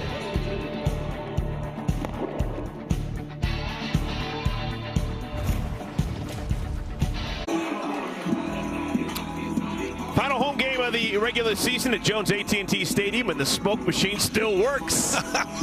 We made it to the fourth quarter. Texas Tech 42, West Virginia 9. Game calmed down after that really crazy second quarter dominated by Texas Tech. I think they actually ran out of smoke. I think that's what actually happened. Red Raiders have the ball. Oh, nice. Gain of 3, maybe 4. Josh Kelly. Kelly came into this game with 80 receptions. That catch right there is going to be his 8th of the game. So factoring in a bowl game, he could have 100 catches on the year. They're trying to get it. They've got 5 wide looks. That's all about 5 verticals. They're trying to push the ball upfield, man. Kelly, 8 catches, 124 yards. Nice. Catch is made. This is Kelly again. And he's down to the 3. You don't think Texas Tech is trying to score, man? I'm telling you, this is a beauty contest. This is the age of college football. 5 verticals. Combination route underneath. Conyers acting basically as a shield, blocking that inside defender, clearing the path for Kelly. Texas Tech has had 10 third downs and converted a first down 8 of the 10 times. It's incredible. 1 minute into our fourth quarter. I think they should move from this. It's a closed formation. They've got to, if they want to affect something, they've got to move. I say get it to Brooks. Nah, and Brooks is your bell cow. That ball was doomed from the beginning. A closed formation against that front wasn't going to have success. So you got to literally move guys in space down here, man. It's really tough to score in a compressed area like that. You have to orbit motion, bring somebody around to physically make them move. If nothing else, you get a sense of what kind of defense they're playing. If it's man or zone, you need indicators. Conyers has come into the game. Looks like he's going to take the direct snap. The tight end Conyers is deep behind the center. You got Morton out, slotted right behind the left tackle.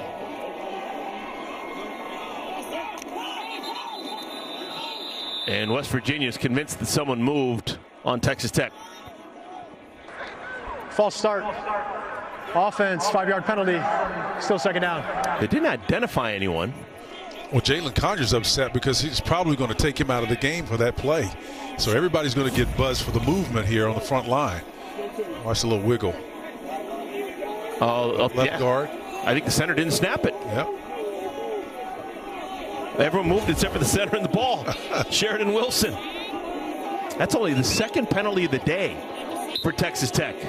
It's been a clean game. Morton back in as the center, as the quarterback. Brooks. Oh my goodness, just vicious. There's going to be a late flag in there, but did you see at the last minute Brooks put his head down, and if he needs to return and get violent, he can do it. Man, the guy's got so many tools in his toolbox. I think that was just a tortilla flying in the wind. What it was? Yeah, it wasn't a flag. It did tortilla. flash, wasn't it? Could have. Yeah.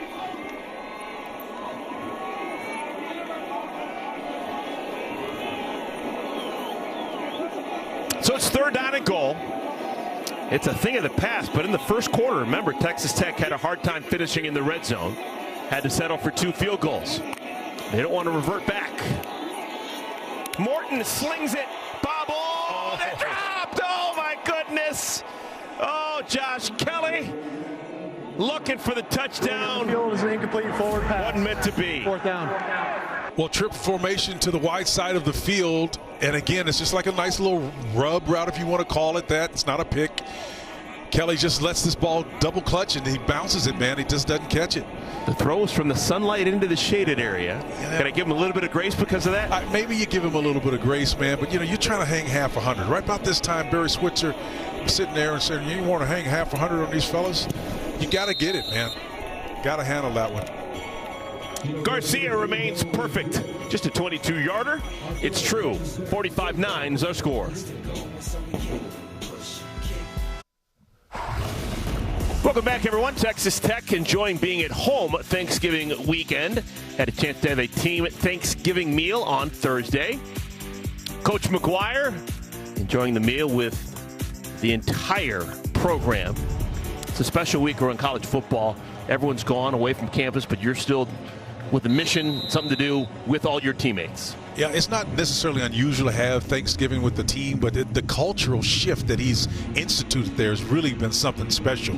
I mean, even bringing in more of a defensive mindset to a place that historically has been all about offense, right? And that has profound implications as far as recruiting is concerned, Eric. Fair catch called for. There'll be a touchback. Garrett Green and the Mountaineer offense comes back out in the field. Last drive was by far and away their best. 6 straight completions for Green and the touchdown. Neil Brown was talking this week about how much he enjoys being around a football team on Thanksgiving weekend. Dates back to his days in high school playing ball in Kentucky. And in Kentucky, if you're playing Thanksgiving weekend, that means you've made it to the state semifinals. Well, it means something. He's used to playing for it when it did matter. And again, in this day and age, these kids want to be part of something that's relevant. And that means playing later in the season. Trying to set up a screen to the tight end, nothing there. And I apologize, Spencer, I should know. Back in your old Big 8 days, Thanksgiving weekend, Oklahoma played who? Well, it depends. I mean, a lot of times we didn't play on. Okay. You know, so, I mean, during that Thursday, obviously, yeah. We play on that. We weren't playing on Thursdays back then. It was more of a pure game, shall we say. But your Nebraska game wasn't at a specific time of the week? It was close to that time. Okay. Close to that time. You know, third week in October is always Texas. And in November, Nebraska was usually, and it usually meant a national championship implication. Oh, yeah, it did. Involved in it.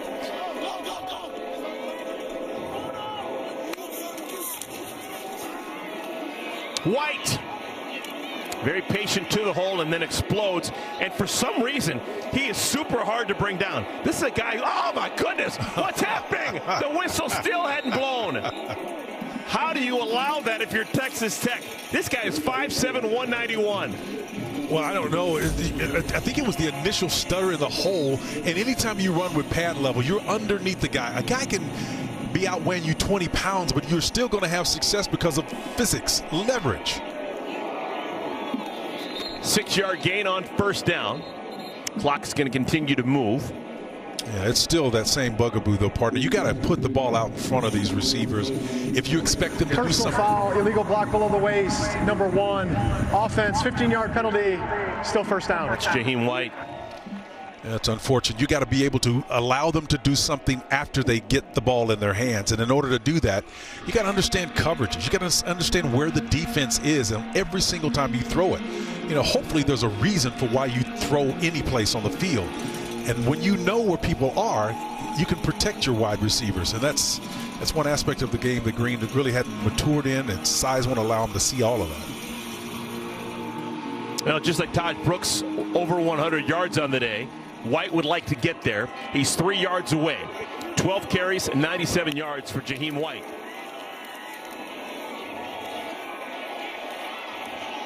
Green to White. Great job of getting it down on a check down route to White. And that's a quality play. He got good protection that time, did Green. That's quality.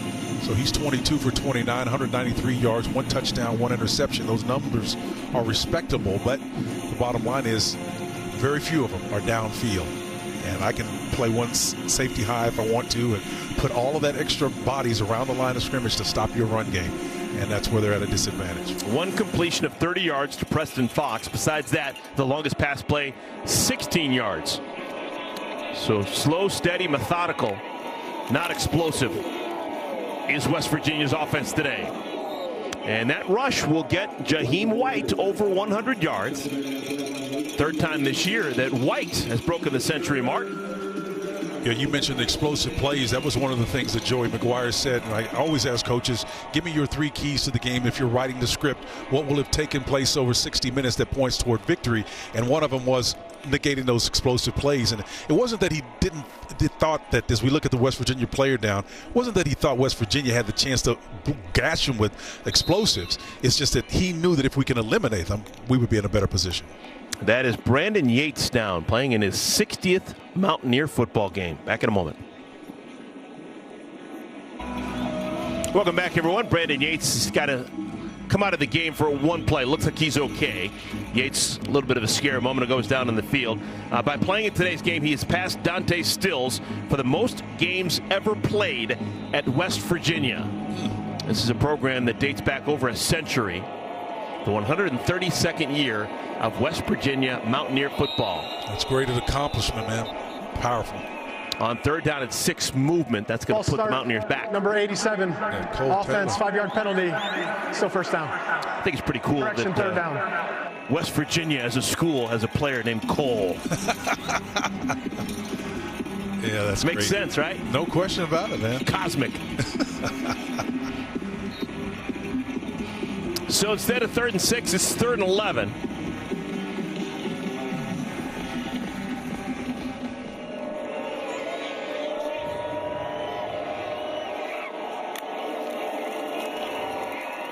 Pressure. Pass is low. Is it scooped up? I think Clement got his hands underneath it. It's caught. Yep. Hudson Clement. So the chains will move. Well, once again, not a great thrown ball, right? But Clement goes down and he turns his body and makes it clear that his hands are underneath it. That's a great grab. Great way to make your quarterback look good. Coaching staff talking about the confidence of Clement. Came in as a walk-on, but has just been sensational. Now a scholarship player. Bright future. This is the big fella. C.J. Donaldson with his 7th carry. C.J. running heavy, man. I tell you what, you better come proper when you're trying to tackle him. Kelby Vasson found out exactly how you need to.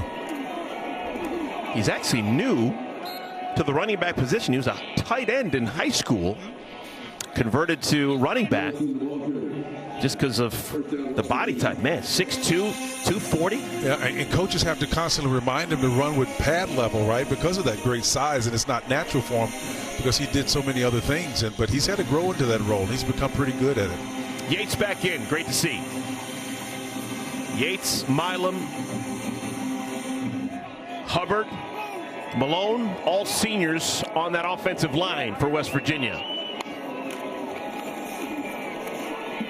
Oh, nice. White with a spin. Oh, my goodness. Look at Jaheim White go. What a special talent. 21 yards to pay dirt. I'm telling you, folks, you won't find a better move against a defender, Isaac White, who plays that left outside linebacker position. I mean, I'm telling you, man, he swung him around and just twisted. I mean, watch this move. Oh, man. Isaac Smith didn't have a prayer to catch White in that. Man.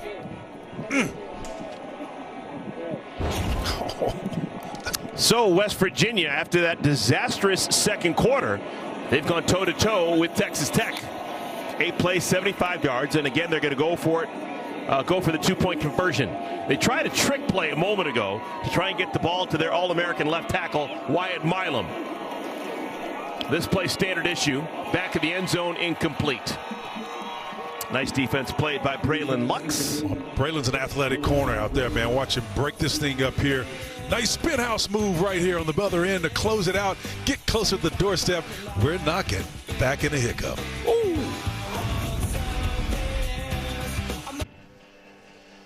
A huge day of football continues next on FS1 as Rutgers takes on Michigan State. Then it's a battle for the Old Oaken Bucket. You got Purdue and 10th-ranked Indiana, followed by Air Force and San Diego State, all right here on FS1.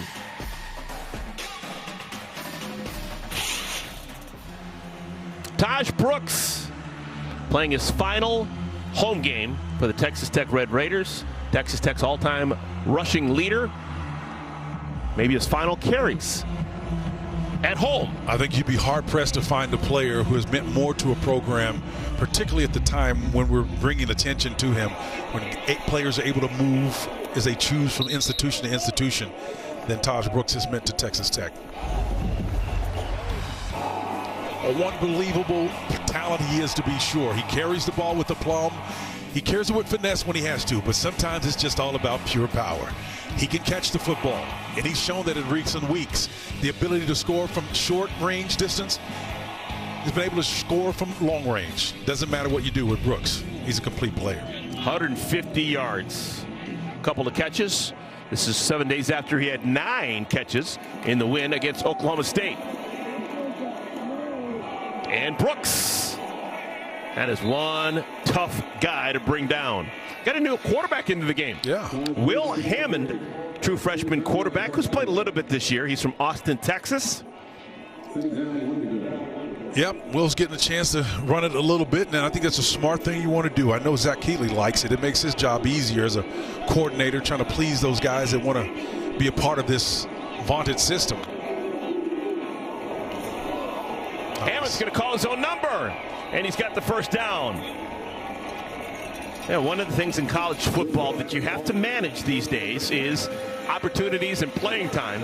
Hammond's only played in 2 games. This is his 3rd game. Once you play more than 4, that counts as a full year of eligibility. So this is just kind of gravy for him, getting a chance to play and not using up any eligibility. And absolutely getting in there in consequential situations where you've got to read a defensive end, make the right decision. That's where the confidence comes from, demonstrated ability. Pretty easy to have some confidence when you get Taj Brooks next to you. Just hand it off to Taj and you're good to go. Yeah, that helps. And really on that last play, though, that defensive end, Taj wasn't involved in that particular play. It's him and that defensive end. If that defensive end crashes and you leave that ball in that belly, you're going to get toasted, man. He made the wise choice, pulled it, kept it, and ran, and got some good yards. So we have now reached a season high for scrimmage yards for Taj Brooks. 166 on the ground. Remember what he did out of the backfield as well. He's got 2 catches for 35 yards. So quite a day in his final home game. And he's got another first down. Being carried for a ride is Trey Latham, credited with the tackle, but the chains will move. And I keep coming back to the element of recency, partner. What you do last, people tend to remember most, and this is Joey McGuire paying it off. This is Zach Keatley, his offensive coordinator, paying it off. This kid right here, he wears that C on his shoulder for a reason. Leadership is influence, nothing more, nothing less, and he's got it in spades on this team. Brooks, another first down run, pushed out of bounds close to the 20. I'm sitting there looking at him and trying to figure out somebody who it reminds me of. An old teammate of mine, you remember this name, I know you are steeped in this stuff, Gary Brown. Remember Gary sure. Brown? Absolutely. He played at Penn State as a college player. Was a safety originally at Penn State, converted to running back. Unbelievable talent. Played with him at Houston. The late Gary Brown unfortunately passed away a number of years ago. Was a running backs coach with the Dallas Cowboys. I'm telling you, the guy was impossible to bring down. Hey, they're going to take a timeout to take Taj Brooks out of the game. This is classy. 30 seconds. The final time at Jones AT&T Stadium sets the second Wow. all-time leading rusher, Taj Brooks.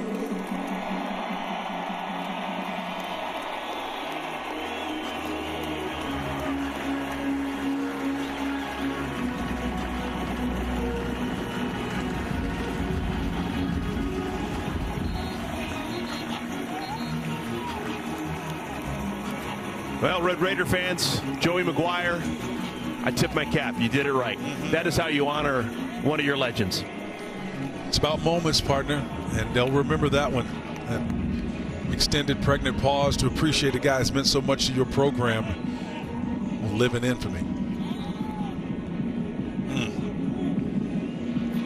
Countless early morning practices. You just took the words right out of my Countless mouth. practice days in 110-degree weather. Countless reps. It's all worth it for that moment right there. I'm told. That'd probably be your opinion, not mine. No, but you're absolutely right. You nailed it. Listen, you don't have to have played the game to appreciate what the sacrifice involved is and what it would mean. And that's one of the things that makes us uniquely human beings. We're able to empathize sometimes, but sympathize at other times. And that guy right there, I tell you, anybody that's managed to stay through the college experience, whether it's 4 years or 6 years or a medical red shirt in those extreme cases, 7, you have done a lot. Williams replacing Brooks. Gets to the edge. It'll bring up third down. And both these sides are bowl eligible. Texas Tech and West Virginia know that they have possibilities for bowl game. That's Anthony Wilson down again. It's going to be interesting. There are a lot of teams across the country and in the Big 12 that are bowl eligible. Yep. See where everyone slots in when it's all said and done. This could be a rare scenario where you have too many teams and not enough bowls to cover all of them, and we'll see how it works out. But as far as Texas Tech is concerned, if you look at the arc of success as we look at Neal Brown here, for Joey McGuire, his counterpart, to get to 8 wins shows a natural stair step up in the 3 years that he's been here, right? If you go 6-3, 6-3, then you get to 7-4, then now 8 wins, and plus with the potential to get to 9 with a bowl win. Man, you talk about leveraging that in the state, that's pretty significant. Well, 8 wins is a big number. Last time the Texas Tech had 8 wins during the regular season was back in 2009. That was the final year that Mike Leach was in town. Moved on and was replaced by Tommy Tuberville in 2010. And of course, Tuberville brought in Neal Brown and changed Neal Brown's life. But anyway, 2009 was the last year during the regular season that Texas Tech had 8 wins, and that's what Joey McGuire's team's going to accomplish with their win today. They're going to go to 8-4, 6-3 in the Big 12. And remember, these numbers are slightly skewed. You know, you think, well, where's Texas? Yeah. Where's Oklahoma? Yeah. You know, but listen, they don't control any of that. This is who they play against. This is who their membership with, and that's what matters. You know, membership has this privilege. If that's not clear, ask Florida State from a year ago last year what happens when you're not honored the way you should be. 3rd down and 5. That's a first down. Jacoby Williams, 180 pounds, but runs hard. I guess if you practice and watch Taj Brooks play day in and day out, something rubs off. Oh, my gosh. You know, listen, influence. Again, I keep coming back to that word. That's what leadership is. It's nothing more, nothing less. Jerry Rice was that way. You could not be on the same field without Jerry Rice. If you're a running back or a receiver, you ran the ball all the way down, Eric, to the other end every single play and brought it back because he would. And Williams is hit hard below the waist, and that'll bring up 2nd down. Was Jerry Rice the best practice player you ever played with? Hands down. And right in his hip pocket was Roger Craig. Both of them were trained together in South Palo Alto, and those hills, and there was a path that he used to go all the time. And I tried it like 3 or 4 times. I tell you, I made it, but my tongue was hanging down on my ankles, man. I'm telling you, those guys are unbelievable, freakishly committed to their crafts. Just bleeding some more clock. We're going to go under the 4-minute mark. It's now 3rd down.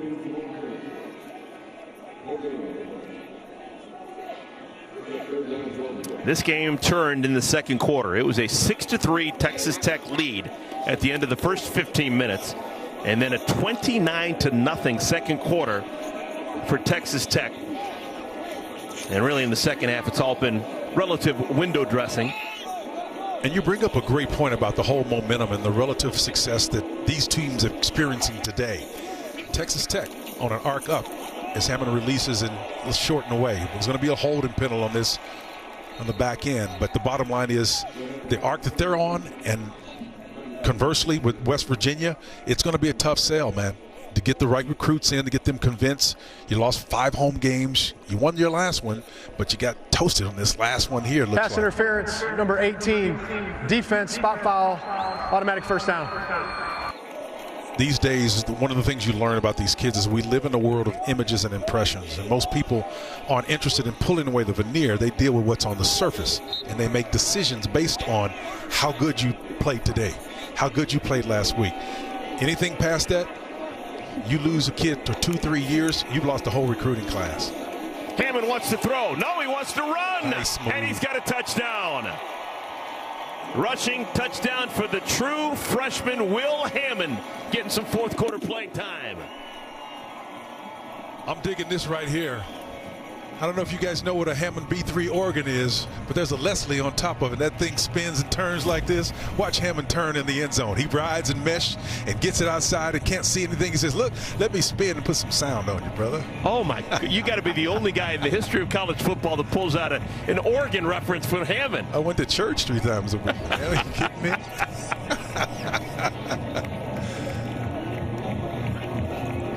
So there's your half 100. Texas Tech 52 points on the final Saturday of the regular season, and it's bell-worthy for Will Hammond. Baron Morton super solid to the first 3.5 quarters. They bring in Will Hammond, and he leads a touchdown drive And look on his face. You don't think he's not proud of that belt? He put that belt purposely on his shoulder. That's not corny, folks. In that locker room, on that sidelines, those guys understand what that means. And they got a little something on there called a pump jack too, right? And it's a tradition they've had for a few years now, but when they see that pump jack working, it's indicative of the culture. This is what Joey McGuire is doing and extending on that sideline.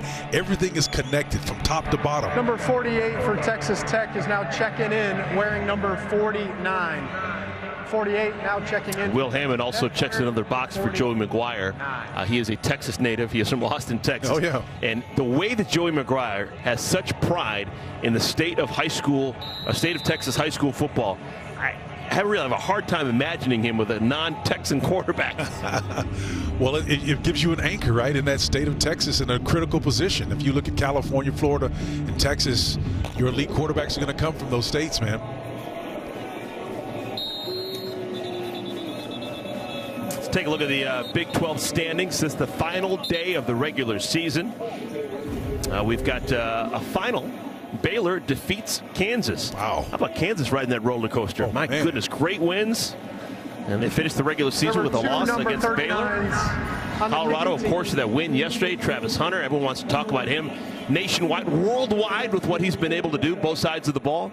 It's amazing. I mean, you look at I'm going to call it parity. I'm going to call it balance. And I don't mean it in a pejorative sense. I look at it's solid. It's good. All of those teams with 6 and 5 and 7 wins on that left side of the ledger. And, yeah, maybe there's an outlier at the bottom, Oklahoma State. But I guarantee you at the beginning of this year, with the departures of Oklahoma and Texas to the SEC, would you have said Oklahoma State wouldn't have been the heir apparent? They would have been the next in line, just from the sheer numbers of it all. I mean, Gundy's a legend there in Stillwater. Starting quarterback for West Virginia, Garrett Green still in, maybe the only option. Nico Marchiol came in for one gadget play in our third quarter and limped off the field. So don't know the status of Marchiol, but maybe he's not available, and that's why we still have Green into the game deep into our fourth quarter. Well, last week West Virginia made good on their senior night, and Texas Tech is doing it on their senior afternoon today at AT&T Jones Stadium. Green flushed. Decides to run. That is the rare run for Green today. Before that, negative 20 yards rushing the football.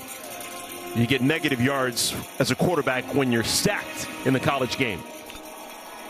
I don't think we can overlook that stat or make a significant point of it enough, because, again, he's 1/3 of what they do in the run game in their one-dimensional offense. And, again, I don't mean that to be picky or negative. This is what they do, and if you can't do what you do, it's going to be tough to win. Green drives it. That's caught. That's some good hands right there on a fastball. But you notice how every catch is tough. Every catch has got to be a tough catch, and the receiver's never in a position to do something after they catch it. I mean, if you're extended out like this, right, how are you going to run after that catch as opposed to standing straight, putting that ball on his upfield shoulder like this? Let him do something after he catches it. Donaldson. So you can do something after you catch it if you give it to me in a posture where I can catch it. That'll be the final play before our 2-minute timeout. 2-minute timeout. 2-minute timeout. To all Texas Tech. 120 seconds remain. We'll take this timeout, come back to Lubbock in just a moment.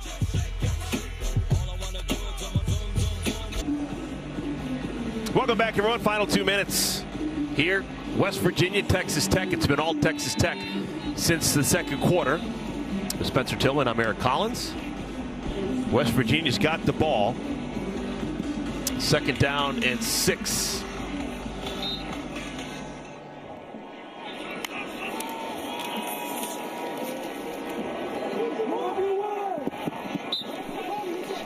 Well, this being the final game, I want to say thank you to our producer, Max Harnett, who has been fantastic holding our hands throughout the course of the season. Director Victor Gonzalez. Gonzo, top shelf, always. Oh, man, all of them are great. I mean, the whole crew, man. You know these guys more than I do, been around them longer. But I just wanted to say thank you for embracing me here. I mean, this is the best crew, best in the business. I got a great spotter, Connor Schmidt. Phil DeMont-Mullen is my stat guy. He's dreamy. Judy Boyd for putting us all together, coordinating this and making sure that all the right fits. And Spencer, I can't tell you, every week And we're talking Bill Walsh, James Baldwin. You're pulling in some Soren Kierkegaard. It has been fantastic trying to keep up with that brain of yours. Oh, man. Well, listen, it's fun. I believe that the game is an extension of life. Football is life, and that's how I see it as a metaphor, man. It's valuable. I've always known that as Jordan McGuire looks on, and he can tell you this, the red zone is not so much a place on the field as much as it is a set of circumstances that puts pressure on a team, an organization, an individual to achieve. And that's all these players are doing every single day, and we do it in life. And so the lessons I learned there, we put it in motion in life. We do have an injury right now, and hopefully it's not much. Thomas Remack, the left guard who has played the entire game, sandwiched in between Wyatt Milam and Brandon Yates, two outgoing seniors. Remack's had a nice year coming into this game, hadn't allowed a sack all season long.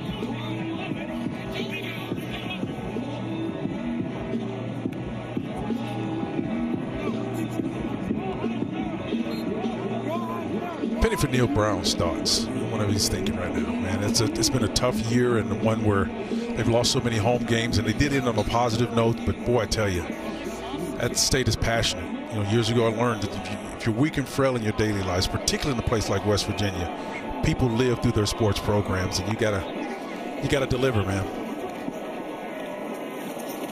Underneath, that'll be enough for a first down. Clock stops temporarily. We're under 2 minutes and make sure the chains can move. And now it continues. West Virginia has 3 timeouts. I don't know how motivated they'd be to use them. We shall see. Donaldson with another first down.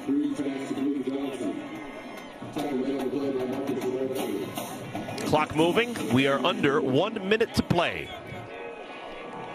Texas Tech getting their revenge. They lost against West Virginia a year ago. To the end zone.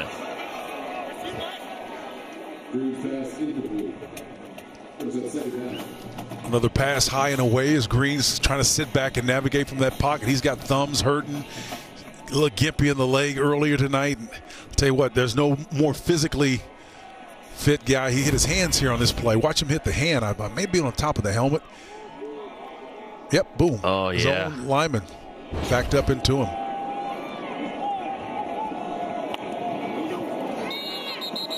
A left tackle moving.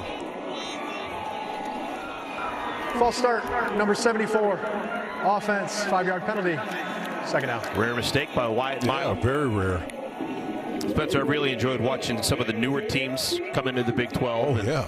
Kind of bring some new life and energy, and watching guys like Camp Scatabo and Arizona State. I'm telling you, man, it was just real fun. The new players have been absolutely outstanding, and you look at what BYU has done. And again, we feature in our conferences, but if you look across the landscape, even in the ACC, what SMU has done, the college football landscape is flat. And I've been preaching that for the last 3, 4, 5 years, and people, well, no, you still got the legacy. Yeah, tradition is the currency of the game, but that tradition changes faster than it ever has before, and is able to change faster because of the landscape of college football, transfer portals, etc. So the fortunes change faster, and those that are able to recognize that and recruit accordingly are going to be inserting their names among the newcomers as the musical chairs in conference continues to iterate, because we're not done with that either. West Virginia chooses to substitute, and that allows Texas Tech to take their time and answer with the substitution. This has got to be in the end zone, right? Oh, that'll do it. Ball is picked off. Miscommunication. The ball is picked off. It's going to be Texas Tech football. John Curry seals the deal for the Red Raiders. Well, as Curry celebrates, that's been the narrative for West Virginia all year long, right? We are not a passing team. We're a running team. As long as we're doing that, Jordan McGuire knew it. He told us as much. We're going to have success against this bunch if we can keep them one-dimensional. And they certainly have done that in the latter stages here in the game. So the headset's off for both head coaches. We'll have a snap and either a kneel down or just a push forward. And the Big 12 regular season will draw to a close, at least here in Lubbock. Impressive win for Texas Tech, from soup to nuts. Yep. Backup quarterback Will Hammond takes a knee, and that will do it. So, Texas Tech, they improved to 8-4, the magical 8-win mark. First time they've made it to 8 wins in the regular season since 2009. They finish at 6-3 in Big 12 play. The loss drops West Virginia to 500. 6 wins, 6 losses, a 5-4 mark in conference. Sure hope you enjoyed it, everybody. It has been a fantastic season. Big shout out to my partner, Spencer Tillman. Spencer, it has been an absolute honor. Love you, mean it. I'm Eric Collins. After the break, folks, we'll take you out to Rutgers taking on Michigan State.